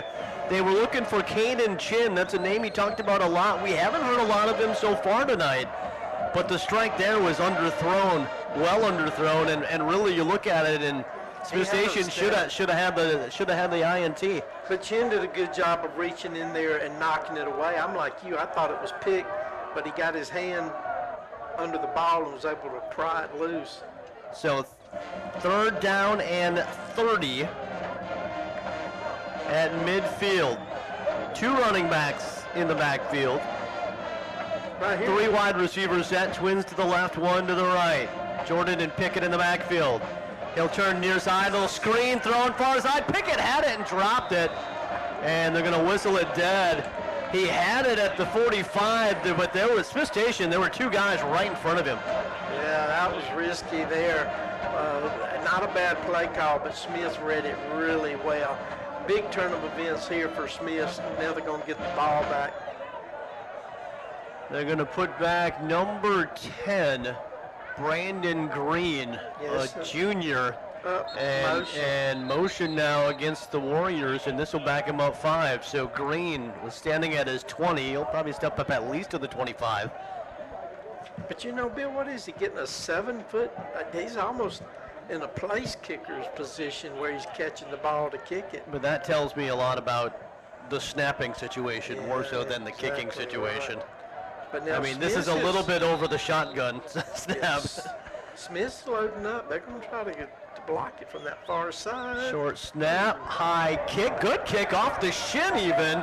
Green goes back, lets it bounce at the 10 to the 5. It continues to roll. Was it saved at the 1? It was. It was number 12, I believe, who batted it back, Cameron Bullock. And 22, was it Jose Castillo that came up to down it? And then he went down in the celebration as well. It might have been best for them to get the 2 penalties where they end up pinning them back now on their own 1-yard line. Panthers, yeah, deep not where hole. Coach Glisson wanted to start the second half. First down and 10 at their own 1-yard line, going from left to right. 8:04 to go, third quarter. The Panthers down 15-8 here at Panther Stadium. I know you want to get a little working room right here, but man, if you just put it up deep, because you got one-on-one on the outside out there. They'll go under center this time, turn the push from the quarterback all the way out to about the 3 or 4 yard line for Jackson Greer. Bill, I can't catch that D-backs number covering Pierman on the far side, but Russell County's got to have a lot of confidence in that young man, because he's on an island with the fastest guy on the field. Gerald Carter is number 6 out there. So this will bring up second down, and it looks to be about 7. Now he's going to walk up on him. There he goes. They're going to hand it off to Jones. Jones hit at the line of scrimmage, spun around and goes to maybe the 5. Third down and about 5 or 6 upcoming here for the Panthers. Yeah, it's a big play in the game right here.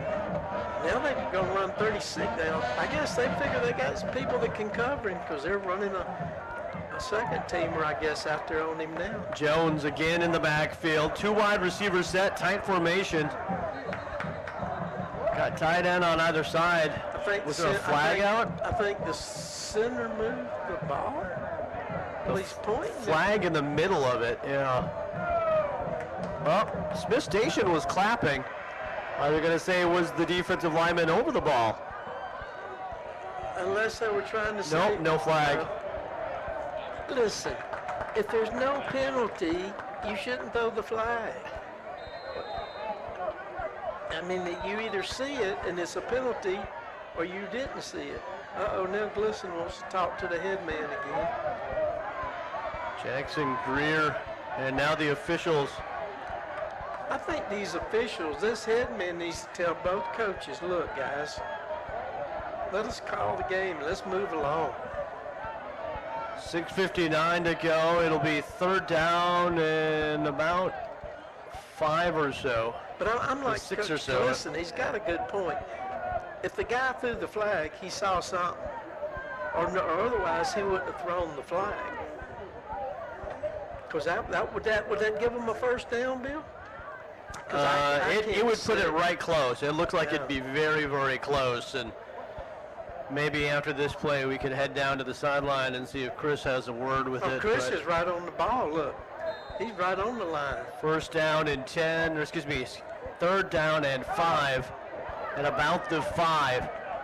Greer turns, hands it off, up the gut, cutting outside is Jones, trying to drag a tackler close to the 10, maybe about the 9.5 yard line, and we'll have to see where they spot it exactly. No, he didn't get the first down. It will be fourth down, and it looks like about a yard as Amirian Lawson was the man. come up with the stop, and now it looks like the Panthers will punt this one away. This is where if I was Coach Griggs, I would send a player out there and tell each one of those D linemen, you back up about an extra yard and a half so you don't jump in that neutral zone. 95 is Connor Thomason, the punter, halfway into his end zone. No one is back deep for the Warriors. Thomason waits on the snap. Good.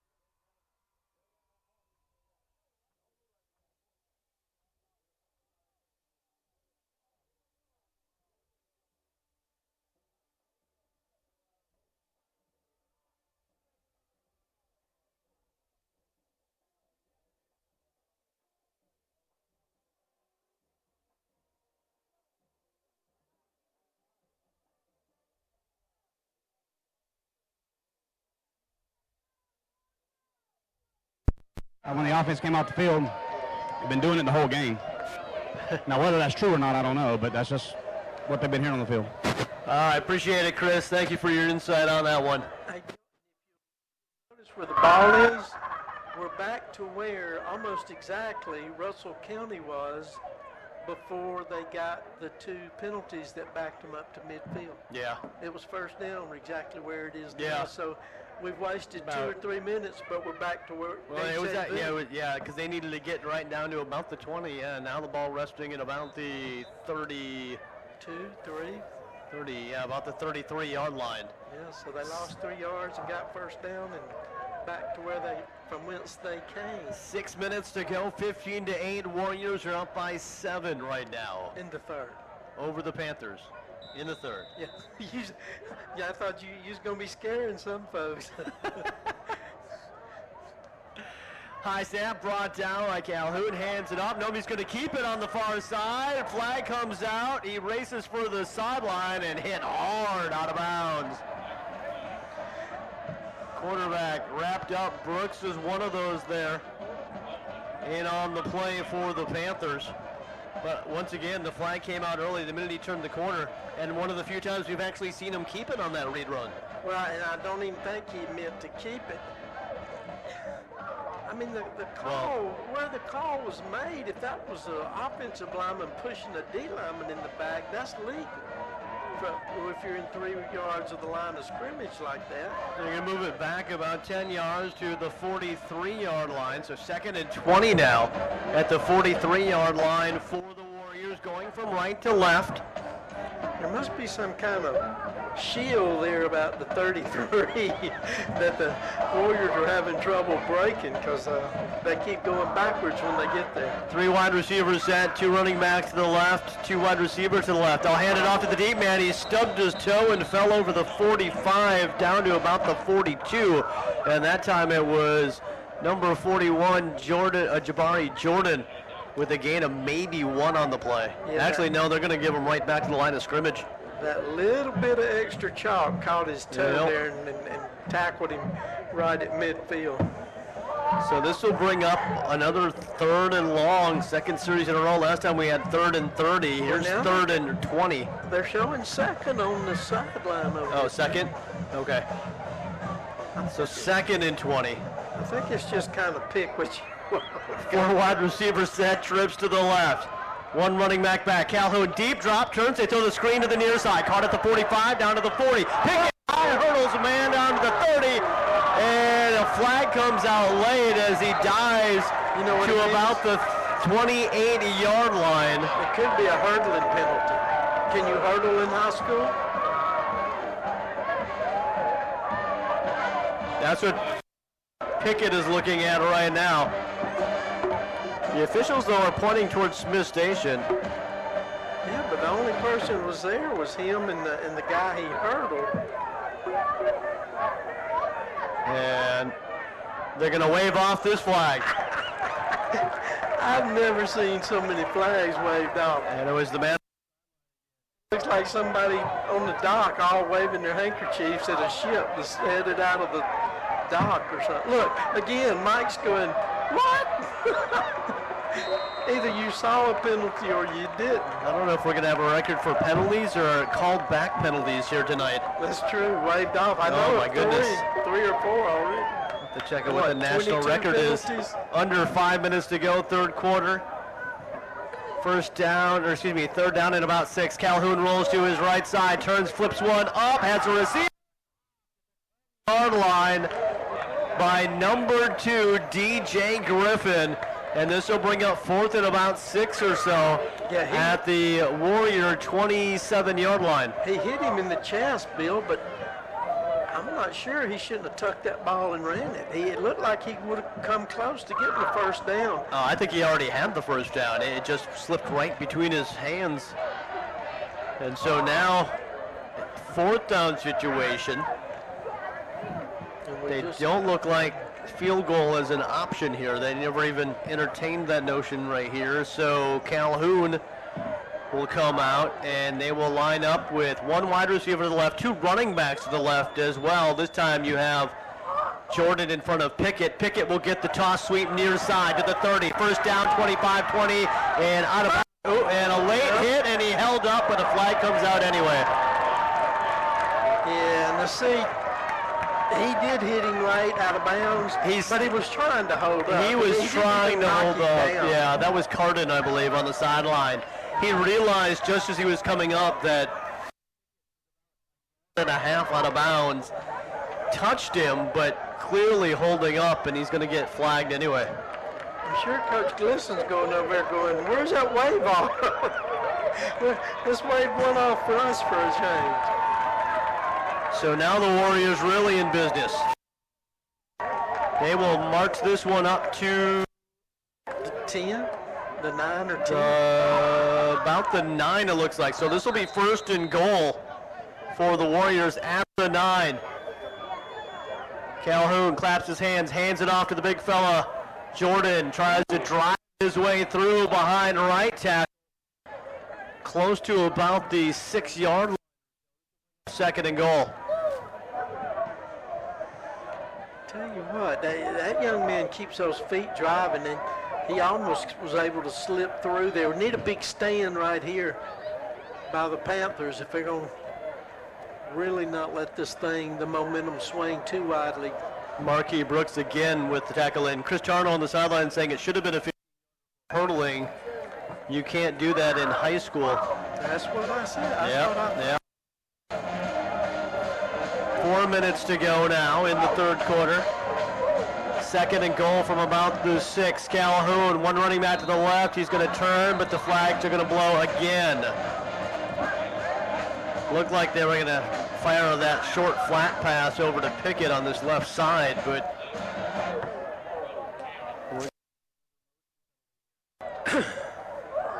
they're going to be 1st and goal now from about the 13, Bill. over in Opelika, they're in the 4th quarter. Callaway up now 21-14.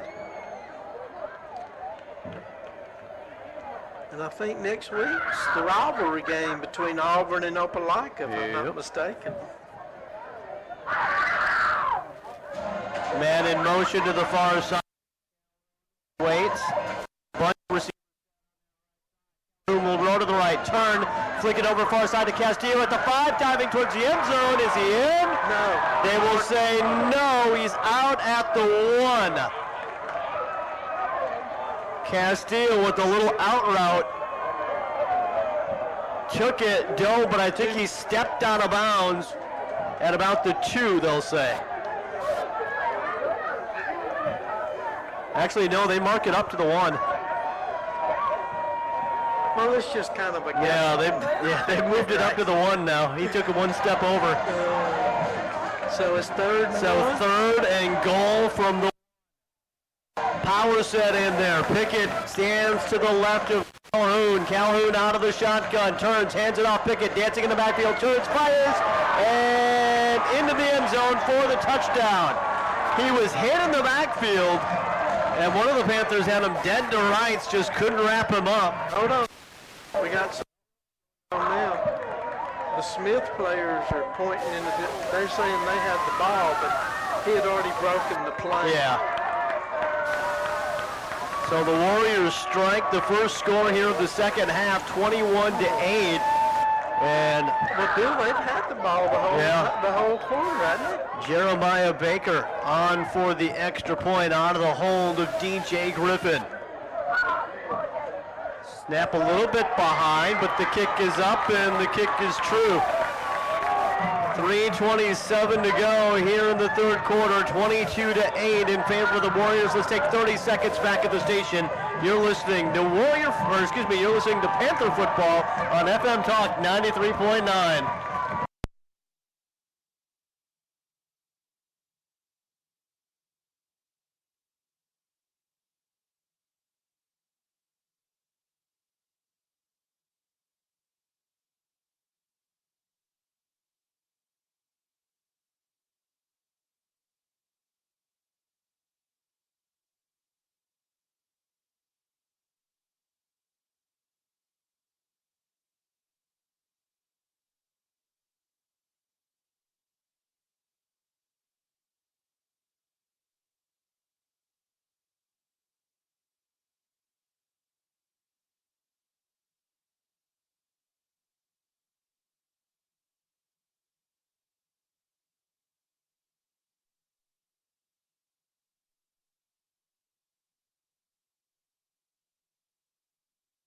Drive by the Warriors, and they lead it 22-8, and we'll get some thoughts from our sideline guy Chris Charno right after the kickoff here. Short kick, step up, taken on that far side to the 20, 25, and down around the 30 goes Pearman. And right now we'll check in with our sideline reporter Chris Charno. Chris, what'd you see on that last drive? A couple bad plays, guys.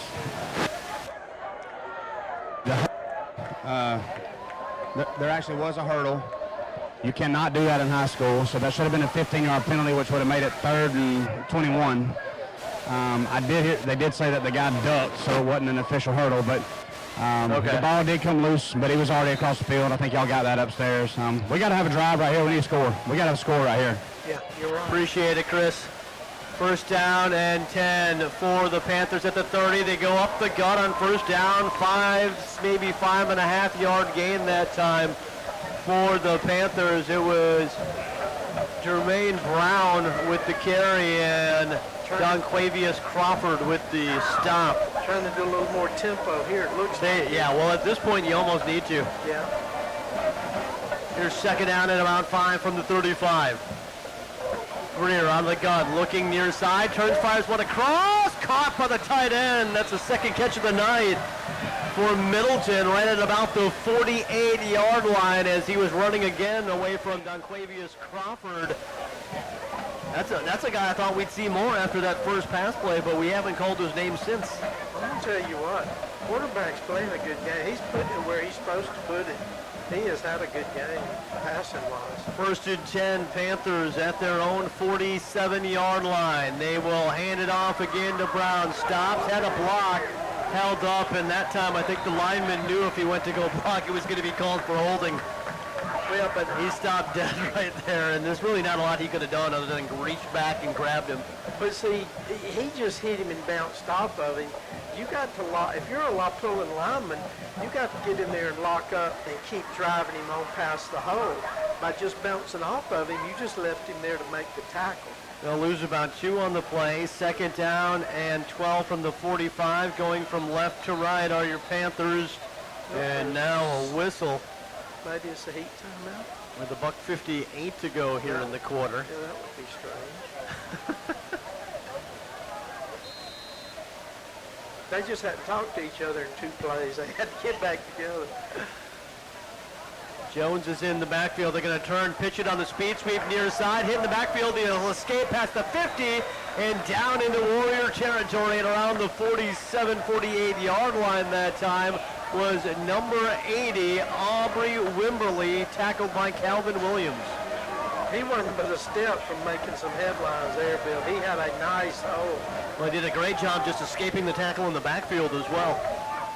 3rd down is what they say. 3rd down and about 5 from the 48. Low snap, picked up, turned, they'll flare it up on side. Middleton had it, couldn't hold on to it at the 35-yard line. There's that out route again up top.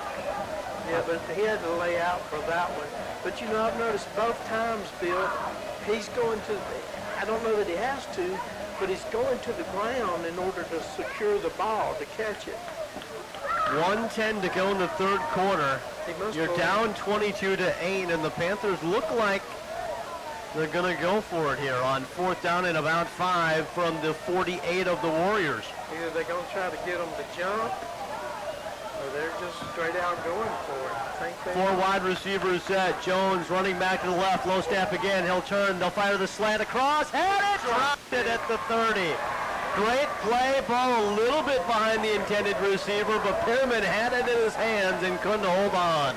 Yeah, it was a little bit behind him on that back hip, but it was certainly catchable. And this is where the defense now, they're going to make the game right here if they can make a stop. What Russell County would like is a 3-minute drive as opposed to, if you're going to score late. 1:04 to go here in the 3rd quarter. 22-8 Warriors with the lead here at Panther Stadium in T.C. Britton Field, and the Warriors come back on offense and they will march from right to left on your radio dial under the guidance of Robert Calhoun. Pistol set. 1 running back behind, and that's Pickett, or excuse me, 2 to the left now, and they will pitch it out to the near side. And again, Drew Pickett just dances his way out of bounds, picks up a couple on the play, but we've seen him truck a few people, but more often than not, he scurries out of bounds without even getting touched. But you know, when you got him in 41 pounding away at you, that can get over to a linebacker in a hurry, especially a D-back. He stepped out of bounds early, so just picked up maybe about half a yard. We'll call it 2nd down and 9 and around the 49-yard line. Well, that was good. That was good D play there. We came up, cut him off, and get him to the outside, and just ran him out of bounds. Jordan to the far side, Pickett to the near side. 2 receivers set, 2 running backs in the backfield. They'll hand it off. Far side behind right tackle goes Pickett, still dancing, turning the legs past the 45, and he'll push his way all the way to the 40. And that'll be enough for a 1st down. Needed 9, got 10. I'm going to tell you, that kind of running is what gets the linemen excited. It gets the crowd excited. When you're just fighting and refusing for people to tackle you, that incites your team to get fired up. Wesley Hagan and Oliver in on the stop that time for the Panthers. And yeah, you're right, Walter. When you got the high knees going, 30 seconds to go before the 4th quarter break, you're still churning stuff out. Yeah, that gives a lot of boost to the big guys up front. Do they have to get off a play? It's like a 0.2 difference or something, Bill. Looks like they're going to have to get it off.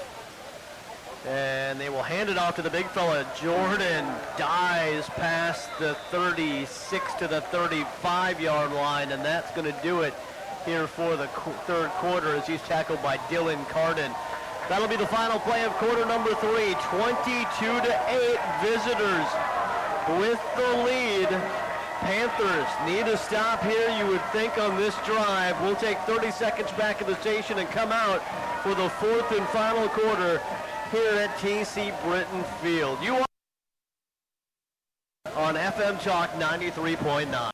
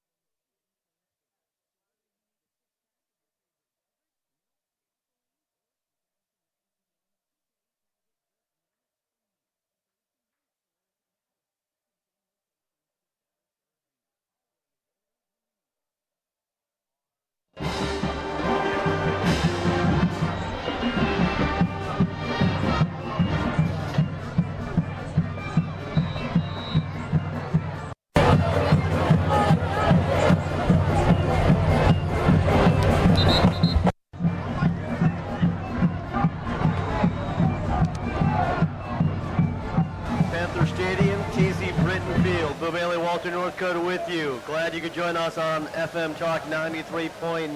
Panthers, though, right now with some work to do in the fourth quarter. 22-8, Russell County Warriors with the lead, and they have the ball at the Panthers' 34-yard line. It'll be second down and about 3.5, 4 for the Warriors. They now go from left to right on your radio dial. 3 wide receivers set, twins to the left.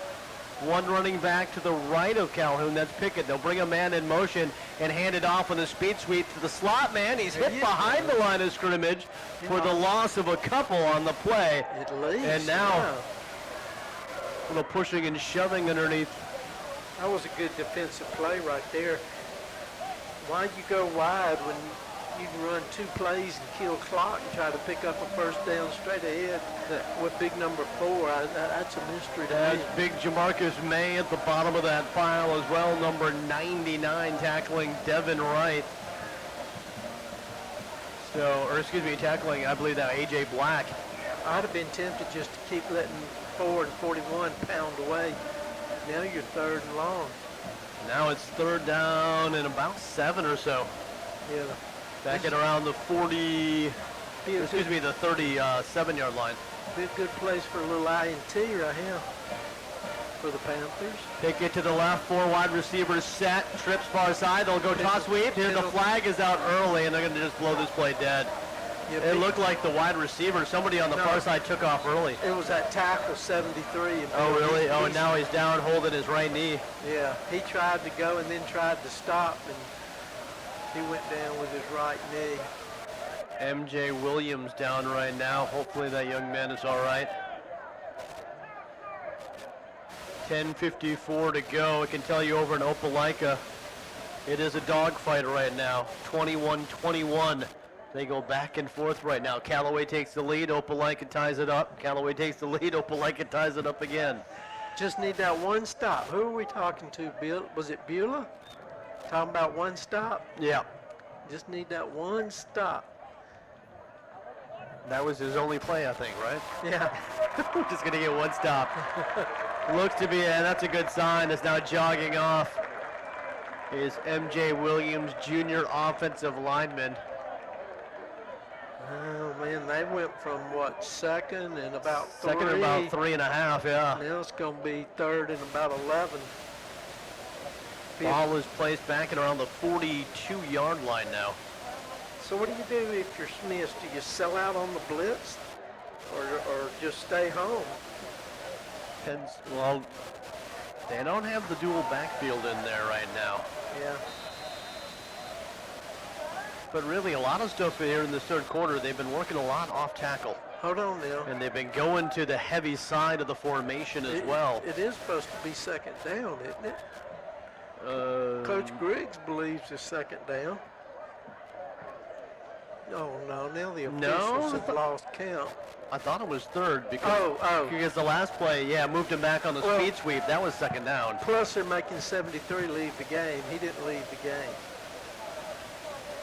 Because they stopped for him. Yeah, it's 3rd down.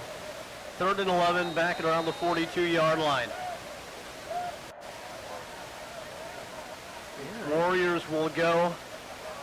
Calhoun out of the gun, bunch set, trips on the right. Also on the right side is Pickett. Rolling to the right. Calhoun turns, flips it up, caught at the 28 and shoved out of bounds. Right around the 26, 27-yard line was number 2, DJ Griffin, tackled by Marquis Brooks. Is Griffin the one that made that catch in the first half but was out of bounds?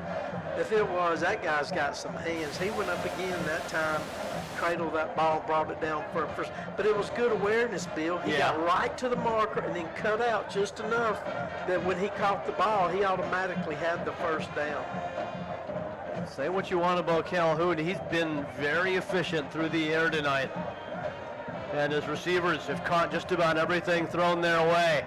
They'll hand it off to Pickett. Nope, quarterback keeper near side on the read run. At the 20, near hash to the 15. Flag out behind the play and tackled at the 10-yard line by Donier Core is Calhoun, but we'll have to look back at the flag They're now. going to get 11 for a block in the back.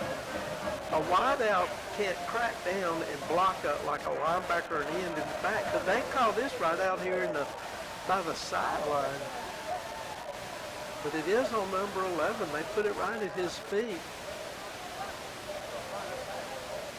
We're getting close to 30 penalties, aren't we? How many you reckon we got? And Drenny Cook, the man, called for the infraction. And this will move it back. It'll still be first down, but it'll be first in about 15 back at the 32-yard But you know, Bill, line. if they keep picking up the first down, Yeah, I was gonna say. it's helping them to run the clock. 4 wide receivers set, trips left, 1 to the right. Pickett, the running back, they'll turn, toss sweep left side towards the 3 wide receivers. He'll turn, cut it back up the middle, cut it near side, has room to the 20, to the 15, shimmies at the 13, upended at the 10, and finally tossed down around the 7 or 8 yard line. And now he comes up hobbling a little bit. They got a Smith player down too, Bill, out toward about the 25.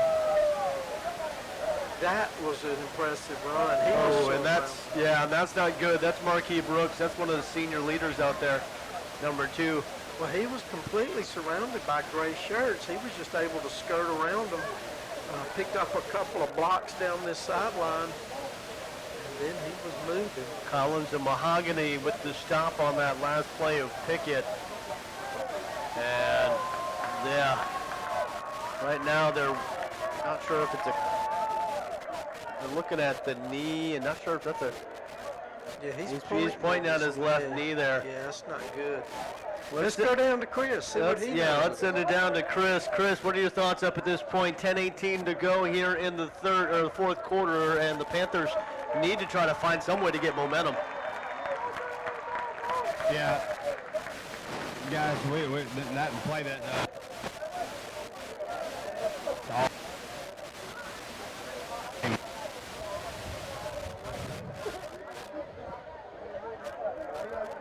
And we'll check back in with Chris here in a little bit. He's as speechless as I am. Yeah. I didn't expect this. Well, so far we know the left end of the field, good for Chris. The right end of the field of us, maybe not so good. He dropped it. And no, he caught it. Out of that timeout, they just throw a wide pattern right away, a quick. Well, they got one-on-one coverage, and he's the tallest man on the field, but he had a separation of probably 5 yards. Yeah, that's DJ Griffin. That's the man you talked about before. And just like that, I mean, that was just a quick snap. The minute they said the ball was in play, they turned and they ran it. Well, they already knew what play they were going to call. There was no huddling. There was no meerkatting to the sideline. And the thing about that, they knew immediately they had the coverage they wanted. 28-8. Point after. Kick is up and just inside the left upright and good. And with 9:58 to go here in the fourth and final quarter, the Panthers are now down by 21 at 29-8. And Walter, to say you need points here would almost be an understatement. Oh, yeah. I mean, if we don't score pretty quick on this drive, it's going to be not an impossibility, but an improbability. So we got to get something fast, a nice kickoff return, get us started, but we're going to have to go up in the air, I believe. And I'm going to tell you, Bill, the quarterback's been really good. Yeah, I was going to say, the ball where it's supposed to be. We've seen the flashes, but just like Russell County, you know, it's been the self-inflicted errors that have really dulled the drive. But credit Russell County here. I mean, they came out, held the ball for most of that third quarter, and they held on to it here into the fourth quarter, and they strike first again. And they overcame about 4 penalties that moved them back behind the sticks, and they picked it up anyway. The biggest being that third down play when they hit 2 over here on the sideline for about a 15-yard pickup. Marquise Collins to the near side, Harriman to the far side. They'll kick it short again, or kick it over to Collins. Collins came up and slipped. got his cleat stuck in the ground. Now a late flag comes out at the 25. A little push in there. He went to cut and just got his cleat just stuck in the ground, and it spun him halfway around. He's lucky he didn't hurt a knee. Yeah, he looks to be all right. It was a stop made by Donquavius Crawford. That's going to be a 15-yard personal foul on the Warriors, it looks like. And it will be against Russell County. So if you're the Panthers, you're feeling fortunate right now. Okay, now we have some good field position. We still have 9:51 to go. Yeah, that's going to get them out to the 40, I believe. Should be. And we'll continue to walk this one up. As the running back now is Quentin Brooks, the sophomore, but the Panthers got to put it up in the air a little bit more. They will go play action, turn, look deep, fire up far side, has a man caught at the 43-yard line. Number 4 with the catch, Amari Peabody, the senior wideout, and that's something the Panthers need right now. I believe that's his first catch tonight. And they got to go. They're going up tempo here. That was a big play right there. And one-on-one coverage like you were talking about earlier. They went across and they found the opening. Greer. 3 wide receivers set again. Twins left, 1 right. Turns, fires a quick slant. Intercepted. Almost intercepted. In and out of the hands that time of number 13, Jordan Williams. He was telling them open the barn door. He was coming home with that one. Middle linebacker read that one perfectly. Just couldn't hold on to it. Here's 2nd down and 10 now for Smith Station at the Warrior 38-yard line. You know, this is the first time you've seen a Russell County team that could run folks in and out of the game, be deep enough to do that. Running back will shift to the right, and Brooks. 3 wide receivers set again. They'll hand it off to Brooks. Starts inside, now backs away, turns, tries to get another running start at it, and falls down right about at the line of scrimmage. Brings up 3rd down and 10 now, and the clock will continue to tick with 9:16 to go in the contest. Well, they were hoping to catch Russell County backing up in pass defense and maybe break something right there, at least enough for a first down. It didn't work as the Warriors stayed home. Jordan Williams with the stop on that last play. Now 3rd down and 10. 4 wide receivers set. Running back will shift off the left hip of Greer. They'll bring a man in motion from the far side. Greer back to pass. 4-man rush. Turns, flings it far side. Has a man caught at the 10. Touchdown Panthers. We said it had to be fast. What, Bill, less than a minute? 8:43 to go, and just like that, the Panthers strike. And was that Middleton? No, that was, trying to see who that was on that far side. Chris will find out for us. They're going to go swing and gain on this one. Kick it. And they're going to go with the extra point here. Thomason. Low snap, stop, and just through with 8:43 to go. The Panthers get a much-needed score there, 29-15. Let's head down to Chris Tarno on the sideline. Chris, great play in the end zone there for the Panthers. That play wasn't a... that play was made from the start up here. He beat Devin beat the line. I mean, it was just Devin Perriman, from what we understand. Appreciate it, Chris. Devin Perriman there, with the touchdown on that one. 8:43 to go, and now you got to shift your focus again. This is the one spot. We said the Panthers have been able to move the ball, and they've kind of shot themselves in the foot a couple of times with the penalties. But now you need a stop, and that's something they haven't been able to do, especially here in the second half. Yeah, you gotta have a stop. You need it pretty quick. You don't want them driving. Their 2 main things, either being Russell County, they either need to score on this drive, or they just need to hold the ball for an extended period of time, which we've seen them do already twice. So Smith needs to sell out, get the ball back, and put another touchdown on the board, because you've got a lot of time, Bill. It's 8:43. We're going to go with the short kick here. As we get ready for our Glenn Smith Chevrolet Buick kickoff, Glenn Smith Chevrolet Buick GMC in Opelika, get ready to smile. Panthers starting to smile a little bit. Short pooch kick comes near sideline. That one goes straight out of bounds. And we'll have to see where they mark this one at with 8:40 to go. Has to come out to the 40, doesn't it? Unless it went out before that. Yeah. Then they can decline the penalty. Looks like they are going to decline it. Yeah. They're going to say, oh, because it was going to be at the 30. They're going to decline it, and they're going to say they want it where it went out. It didn't go out at no 33. 33? Yeah.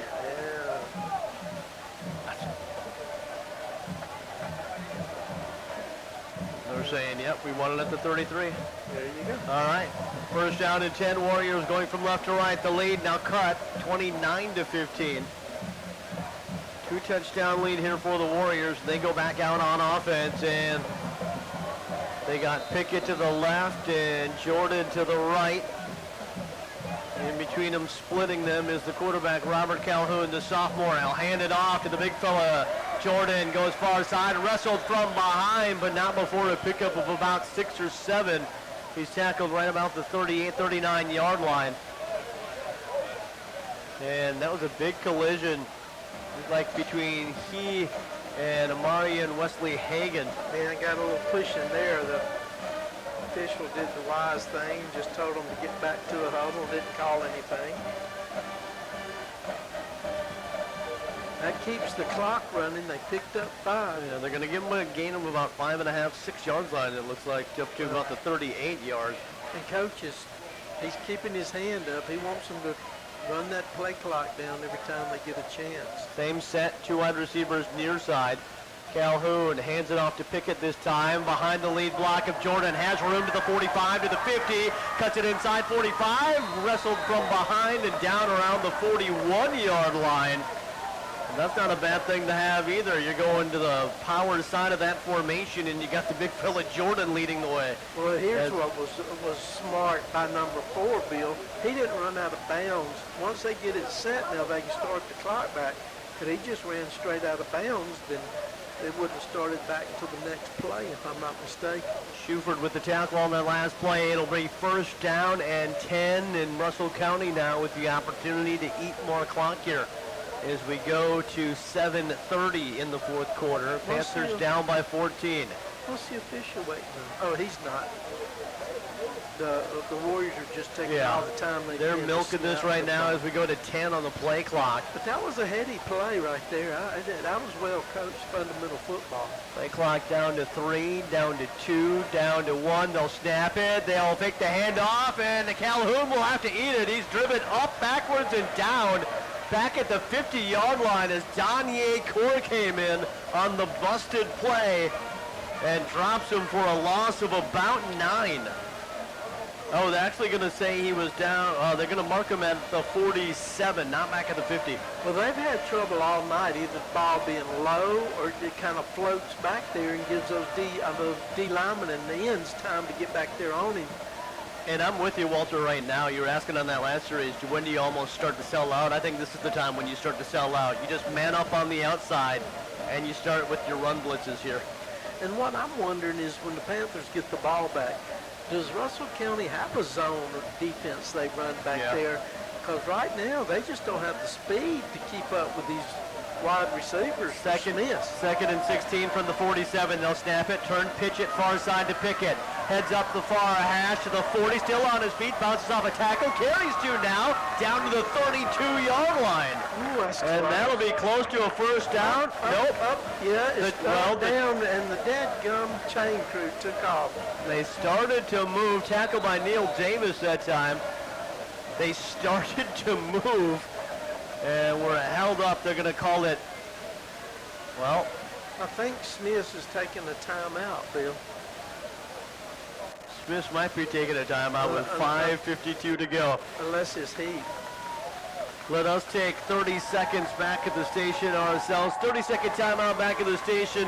Warriors leading the Panthers 29-15. 5:52 to go here in quarter number 4, and you're listening to Panther Football on FM Talk 93.9.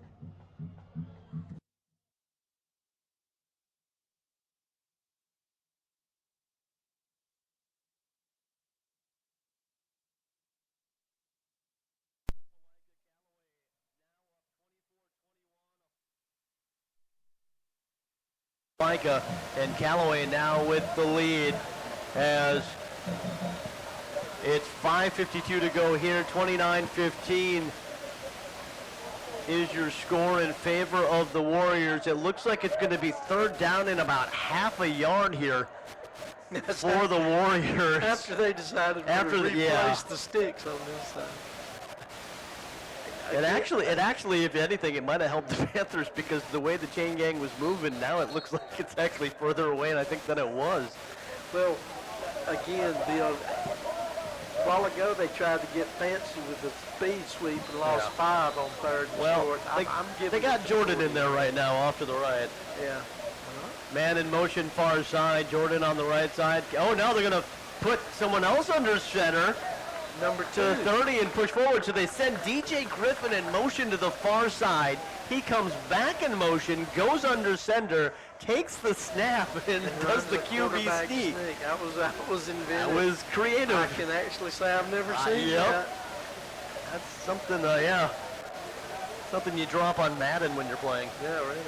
Except I don't know what that is, but I figured I'd lose you on that one. I knew who he was. I just don't know what.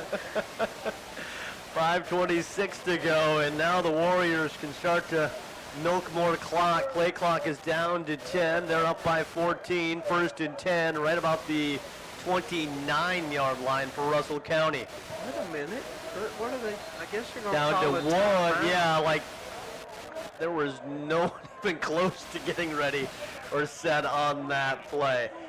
Let's see if we can check in with Chris down on the sidelines. Give us some points, Chris. I'm just trying to get y'all to make sure y'all can hear me. Yeah, there you go. Don't move. I'll tell you, you got to give Coach Griggs some credit right now. He's running a play. They're getting 5 yards on us. And then they're milking the clock. That's exactly what you're supposed to do. Our defense has been on the field a long time in the second half, guys. And I think y'all said earlier, if I heard you correctly, that just Pickett seems to be getting better. He seems to be getting faster. And they're putting the ball in his hands, and I'm not sure he's getting faster other than we're just slowing down a little bit. But we've been chasing him all over the place. But got to give Coach Griggs and the coaching staff from Russell County some credit. We got to figure out a way to stop them right here. I don't know what can happen with 5 minutes left in the game, but if we can't stop them, we ain't going to have a chance. Absolutely. Appreciate it, Chris. Chris Tarno down on the sideline doing a great job for us here on this Friday evening. And yeah, at this point, you got to sell out if you're the Panthers. You got to sell out going forward. Match them up one-on-one on the lines. And as much as they're not going between the tackles, you almost want to say, hey, let's just send them off the tackles there, some of your outside linebackers. They'll do the toss sweep. Flag is out again. Jordan puts his head down, bullies his way past the 25, close to about the 20-yard line, but once again, flag out back at the 30-yard line. Either the man in motion turned up too fast or somebody was offside where that flag was thrown. Mm-hmm. Bill, did I tell you that there was going to be a score with 2 seconds left? You did. Callaway scored. Callaway scored again. They kicked off an Opelika fumble, and they picked up. But hey, you were so close. I was. Somebody scored a touchdown. 5:02 to go here. It'll back him up 5. Now 1st and 15, back at the 35-yard line. Yeah, we just got folks running on and off everywhere now for the Warriors. Once again, don't forget you can catch this here on FM Talk 93.9 all season long, as we'll be with the Panthers. You can also check us out on Beam TV and YouTube as well. Thanks to the folks at Beam TV. Handoff, little confusion in the backfield. Stiff arm, thrown down Pickett. Now he'll bull forward past the 30, down around the 29, depending on where the spot is. I mean, that's you had all 3. You had 2 running backs and a quarterback kind of turn and have their own little mini huddle in the backfield. Almost like the hidden ball trick. Yeah. Like you stick it. 41's coming out. He's just give out, I think. Ethan Schuford with the tackle on the play, and I believe another timeout on the field. And don't forget, you can also catch us every Wednesday night on 95.9 The Tiger, immediately following Sports Call. as we'll have the high school coaches show coming for you every Wednesday night from Wild Wing Cafe. Good food, good conversation, and Good company. Absolutely. Yeah. Absolutely. And you can even stay around because Walter Northcutt brings his own brand of karaoke every Wednesday night after the show. Oh, I just sang Acapulco, baby. That was, yeah. Me and Barney Fife, we know that Acapulco. I'm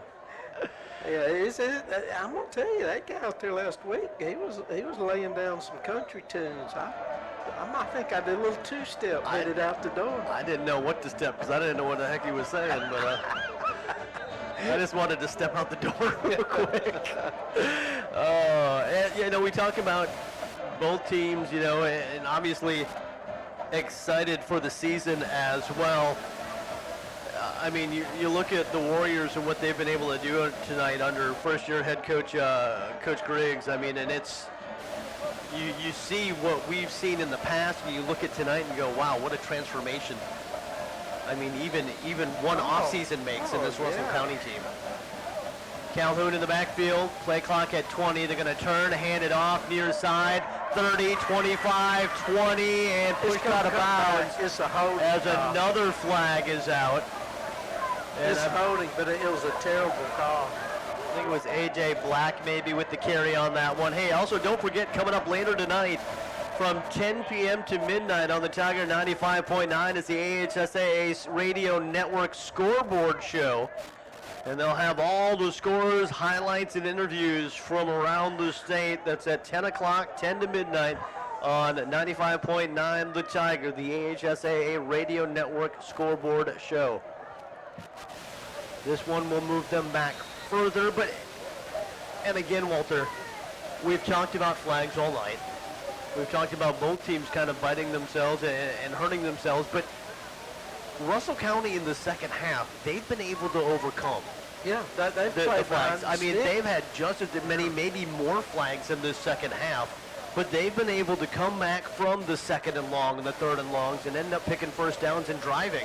Turn, pitch, left side, in and out of the hands, ball is loose, and I believe Calhoun with the baseball slide ends up covering it up at the 40, and now a timeout by the Panthers with 4:08 to go in the contest. That makes a huge difference. What does that bring up? Third down? That's third and about 20. But we've seen third and 30. We've seen third and 20. Well, here's the question, though. Does Russell County say, we're going to put it up here and stop the clock for Smiths again if we don't get the first down or we don't complete it? Or are they going to say, we'd rather just run the ball, see what we can get, and run more clock until we have to punt it? Yeah. Of course, if they get 10 yards, they might as well go for it. If their kicker's not. Yeah, I mean, I don't think you put this in the air at all. You got the big fella. Pickett, came up a little bit gimpy coming out of that last play, but This coach right here is going to get a 15-yard penalty if he doesn't get out of the. Now some of the other coaches pull him away, but if he doesn't get out of the head man's ear, he's going to get him a penalty. So this will bring up really what could be the play of the game here. If Russell County were to pick this up, you'd almost have to think that would take all the wind out of the sails of the Panthers right now on third down and 20 back at the 40-yard line of the Panthers. I think if they pick up 10 yards or more, they're in two-down territory, to be honest with you. Yeah. They're going to bring both backs back out on the field. It'll be Pickett on the left, Smith, Jordan on the right. Two wide receivers near side. They're going to turn. They're going to send everybody. And Pickett slammed down back at the 45. He'll lose 5. And it will bring up fourth down and long. And I believe the Panthers are out of timeout as Neil Davis came shooting up and able to make the big stop for a loss. 3:50 to go and ticking. And I think they're going to let this one go all the way down as far as they can. They don't have to kick this until about the 3:15, 3:20 mark or so. Here's the scary part. He got a great kickoff a while ago that got rolled down to the 1-yard line, but he's only 7 yards back, and they've come close to blocking it. We'll bring Mark Olds back in there. down to 7, down to 5 is the play clock. Still a lot of players going back and forth. Down to 3, down to 2, down to 1. There's a quick snap. It's almost blocked. He'll hold on to it. He's hit at the 49, and the punter brought down right there at midfield. And the Panthers still in business with 3:11 to go, down by 14, but 1st and 10 at their own 49. You never should have snapped the ball. They should have took the 5-yard penalty. That's what the punter, he's saying with the clock. What happened was the snapper snapped the ball. Punter never should have called. It was a lob snap, too, and credit Jackson Singletary for being the man to get in there for the Panthers. Now they have it 1st and 10 from their own 49, going from right to left. Greer back to pass, 3 wide receiver set. Chucks it far side on the go route. Up and behind the back catch and caught it down around the 22, 23-yard line. That's number 9, Devin Pearman with the catch. And again, just a go route on that outside. 3:03, clock is stopped. 1st and 10, Panthers at their own 22-yard line, it looks like. Again, they have got to know something we don't know, Bill, because they're just continually going man on man. There's no zone coverage. They're going to bring another man over. The safety will creep over. They're throwing across the middle. Ball bobbled and dropped in the middle by Jermaine Brown. That time, though, Walter, they crept the safety over towards that side, so you saw the double coverage coming on Devin Pearman. But what that did though was open that middle, and he had a route to the end zone, but he put it on the ground. 2nd down and 10 at the 21-yard line for the Panthers. They're in Warrior territory. Play clock's at 20. 3 wide receivers set. Twins left, 1 right. Low snap, picked up. Quarterback will keep it. Greer goes forward, has 5, has 6, and shot out of bounds along that far sideline by number 23, Calvin Williams. Well, the blessing was he got out of bounds. That was the huge part of that, as he got all the way down to about the 12, it looks like. It's going to be 3rd and 1, but 3rd and 1 with 2:45 to go. But you're right, Walter. Getting out of bounds was so big right there for Greer. Greer shouts at his line. Well, see, the Russell County coaches are wanting to know why they would not start the clock. Iverson Jones in the backfield. Yeah, the play clock's still at 25 for some reason. Yeah, what's he waiting on to start the play clock? That's okay with Smiths, I'm sure. Except they had them on their heels. Yeah. Maybe they put a little more time back on the game clock, Bill. 2:45. Did they? It's still there. Well, he's looking up at the press box, I think, trying to get them to put it back on there. All right, so 2:49. They put 4 seconds on the clock. Yeah. Greer out of the gun. To his left is Jones. Low snap again. He'll pick it up. Hand it off to Jones. He was hit in the backfield. He's not going to have it. He's going to lose one maybe. Oh, I thought the whistles. I thought they blew the whistles. Yeah, they blew the whistles all the way back here to the left. And a great diving play. There's a lot going on. People falling all over the football on this right side, but they blew that dead at the 15 as you have about 8 white jerseys all sprawled out all over. And 1 gray jersey, I believe that was Iverson Jones, the man trying to fight for the ball in the backfield. Well, see, that helps us and hurts Russell County because now we should be up on the ball ready to snap it. And that got the clock to stop. And what you had is you had some of their big fellas all the way running downfield as well, and now they have to come out and get a breather. This is huge. 3rd down. Is it 3rd or 4th? It's 4th down and about 2.5. Ball rests at about the 14-yard line. Play of the game right here possibly. Greer. Low snap again, picks it up, looks across the middle, fires near side, has a receiver, it bobbles and drops it, and now a flag comes out in the end zone. It was in the hands of Amari Peabody. Jarrell Carter came in, gave him a hit. Are they going to say helmet to helmet on this possibly, or early contact? They're calling early contact, but he had both hands on the ball before came down on the other player's helmet and jarred the ball loose. Panthers are going to catch a break here. Pass interference. Ooh, good break for the Panthers. Big break. Panthers. Yeah, 2:30 to go. Panthers will lead that one. And Bill, the snap's been terrible. Yeah, the snaps have been low. Greer, that one right into his hands. Turns, fires a slant, and fires a fastball. Incomplete. Was looking that time for Devin Perriman. Well, there's plenty of time left. If we can just get a touchdown here in a relatively quick period of time.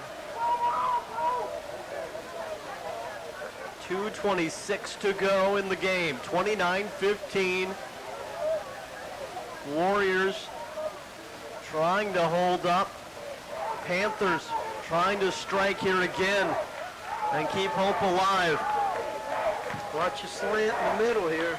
Man in motion near side. They're going to go speed sweep. He turns. He slipped a little bit. Comes back. He'll lose yardage back to the 10-yard line. And it stopped. And then the clock's going to run too. 2:17 to go. And I believe that was Perriman with the carry on the speed sweep. That's the first time it has not worked tonight. They got to work quickly as we go to the 2 minutes. 2 minutes left. 3 wide receivers set. Twins right, 1 left. Greer, 3rd down and goal, back and around the 10. Turns, fires far side on the corner route. Turn, fight for the ball at the 1. Tipped, and there's going to be a flag. There was hand fighting going back and forth that time as you had number 23, Calvin Williams, mano-a-mano with Peabody. They're going to call it on Russell County. Yeah. Well, it's what it was, I think, and you look on that far side, when he came back to the ball, it looked like Williams had the back of his jersey before any of the hand fighting started up. So he was tugging from behind at the start of it. Because if that wasn't it, they both went for the ball. Yeah, they both looked like they were at the ball there, Yeah. but like I said, when he came back to the ball, it almost looked like he was running in place, so that just... Well, evidently it wasn't in the end zone, but they put it on the 1. This one at the 4, 1st down and goal. Greer turns, has pressure, takes off, cuts up left side, into the end zone, touchdown, Panthers with a $1:42 to go. And is that another flag? Nope, there are no flags. I'm getting jumpy now with the little yellow things on the field. 1:41 to go. Panthers are down 29-21. They'll work the swinging gate to the left again. I wouldn't do that. I'd kick it right here. Well, now the kicker's lining up to. Now they're gonna shoo him over. This is a big kick right here. Thomason for the point after. They call for it, down, quick kick is up, and it is good.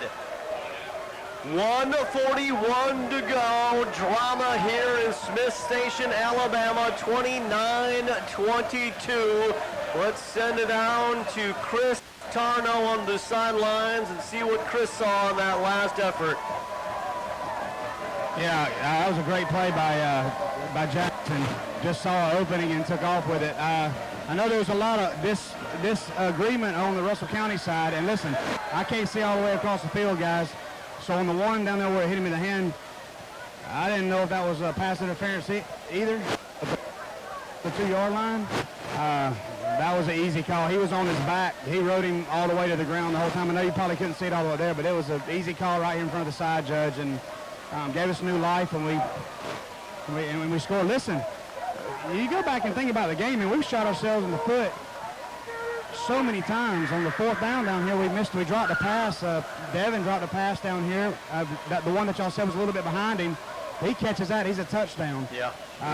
So we need an onside kick right here and see what happens. Appreciate it, Chris. Chris Tarno down on the sideline for us as we get ready for our Glenn Smith kickoff. Glenn Smith Chevrolet Buick GMC in Opelika. Get ready to smile. I don't believe either team has a timeout left. So Smith has got 12 guys on the field. With 1:41 to go. 1, 2, 3, 4, 5, 6, 7, and now one will go off. There, good call, Walter. It just looked like a lot of folks. Pretty good math for a lawyer. I tell you what, we usually divide everything by 50%. They'll kick it off near side of the outside. It's the 50, grab, turning, and holding on to it for dear life. At the Panther 49-yard line was number 1, A.J. Black, the junior wideout. And so a minute 38 to go, and I believe both teams are out of timeouts here. 29-22 your score. Russell County up by just 7 now. Can they go Victoryville and run out the time? No. Even if it takes 30 seconds. The 30. If they take 25 on the clock and 5 to spot it between each play, you're still left with 30 seconds. Or close to it. You got it. This is the point where you just go forward and just shoot the gaps. Oh yeah. There's no point of even Don't tackle him. Strip the ball. holding up. Yep. Let the linebackers move them up close. A little bit of a running start. Don't do it all. 2 wide receivers set to the far side. 1st and 10 for the 49. They'll hand it off to Pickett. He'll turn up the middle past the 45 and make his way to about the 42-yard line. And check that. Smith Station did have 1 timeout left. And maybe that is their final timeout. Well, what I was saying was, don't do like Auburn High did last year. Put the guy in the shotgun and snap him the ball, let him take a direct knee with it. You go backwards on that situation. So I didn't know they had the 1 time. I thought they were out. Samaj, Probably. you had them with 1 left? Oh. With 2 left? Okay. Oh, really? Okay. Well, that changes a lot, though. Yeah, but when you give up 7 on 1st down, Yeah. that timeout is a little less valuable. Now they got 3 plays to try to pick up the 1st down. Don't forget, in about 1 minute, you'll have the HSA scoreboard show coming up on 95.9. Let's go. Did we hear how the Hornets did tonight? On Kate 99.9. We'll try to get that along with Tim Sand and the guys. I was trying to pay attention, Bill. Don't be distracting me with other games. Beauregard lost to Valley tonight, 18-7. Lynette 54-7 over Georgiana. Wow. And Auburn up big over Park Crossing.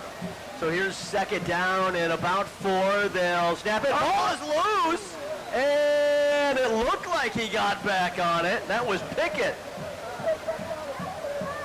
Had it, lost it, got it back right around the 43-yard line. And they invited Mr. Pickett to come. no, actually, that was Jordan who had it. Yeah, that's what I meant. Jordan came out.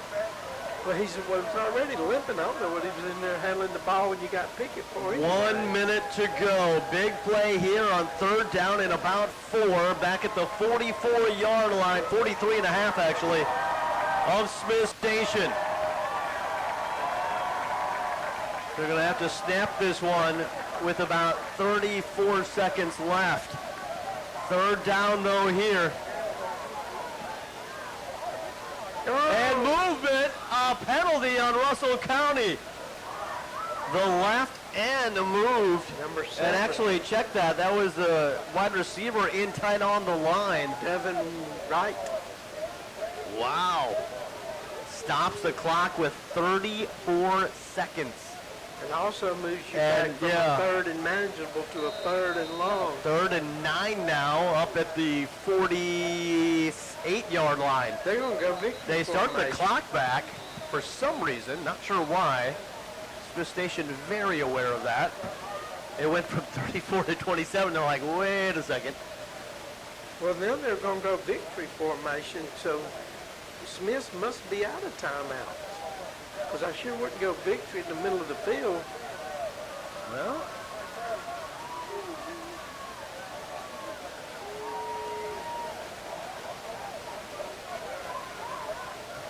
yeah, that's good sportsmanship there.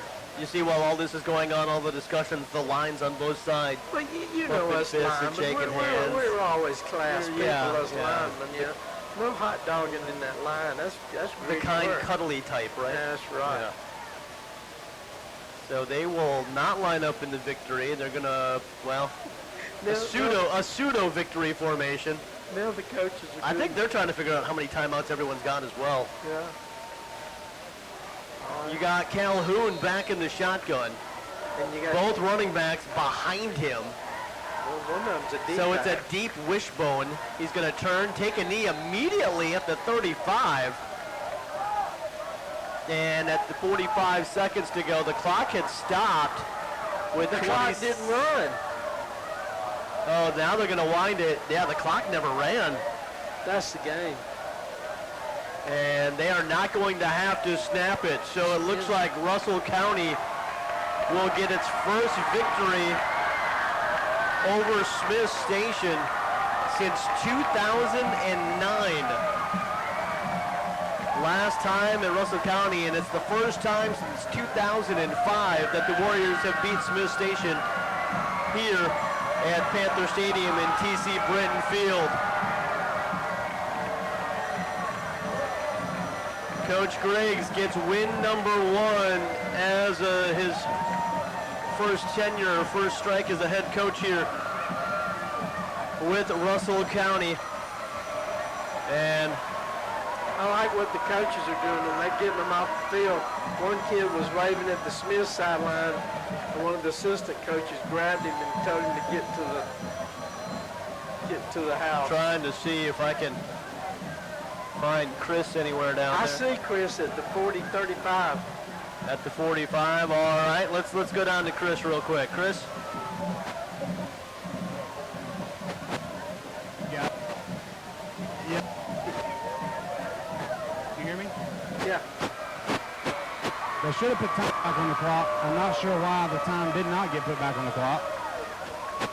But it should have been 35 seconds. They would have had to run a play. As soon as he jumped off sides, it pretty much gave them the game. So it was a pretty good call. If they planned that, then that was a smart thing to do. If they didn't, then it was still a smart thing to do. Listen, we shot ourselves in the foot all game. I can't say that the field calls on the field were the best, but they went for both teams. I think what you got to do is give Russell County and Coach Griggs some credit here and say, I think y'all said this earlier in the second half, they just overcame a lot of mistakes they made as well. We didn't quite overcome as many as they did. So a lot of positive things to take away from this game. But, you know, there's a lot of sloppiness and a lot of things they've got to, Smith and Coach Gliston's got to go back and fix. And I think, you know, hopefully they'll get to working on that this week and next week and figure it out. And I think, Chris, And I'm going to tell you, number 4 is the real. Oh, yeah. Yeah, Drew Pickett had a heck of a game tonight, and he's really what kept the motor running here for the Warriors. and the quarterback did a What were you good going to say, job. Walt? I was just going to say, to be honest with you, I forgot. But the quarterbacks, both teams, I thought, had excellent games tonight. They were accurate. They played a good game. I was really impressed with both the quarterbacks. Yeah, I thought Jackson did a really good job.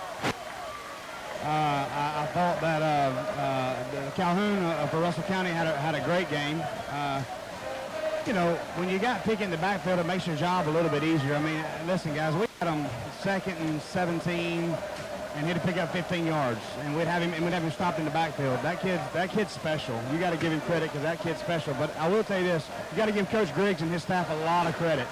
But I want to say you got to give Smith Station a lot of credit as well. We never quit. I mean, we came back and scored 2 touchdowns in the last 15 minutes, in the last 5 minutes of the game. So, you know, you just got to give this Russell County team, this Russell County staff, being prepared and giving it to their horse. I mean, when you got one, you ride them. Ain't that right, Walter? That's right, baby. And they did it tonight. We'll find my horse, though. We'll be riding next week. How about that? Chris, we'll try to catch up with you and see if we can get a word with Coach in a little bit. I know he's still talking with the team down there right now. We're going to take a 60-second timeout, send it back to the station, let you listen in on some of our fine sponsors. We'll come back with the final game stats, final thoughts, and we'll see if we get a word with Coach Glisson as well. Here is your final score here tonight at Panther Stadium, 29-22 in favor of the visitors and the Russell County Warriors, and win number 1 for head coach, Coach Griggs. Let's send it back for 60 seconds. You're listening to Panther Football on FM Talk 93.9.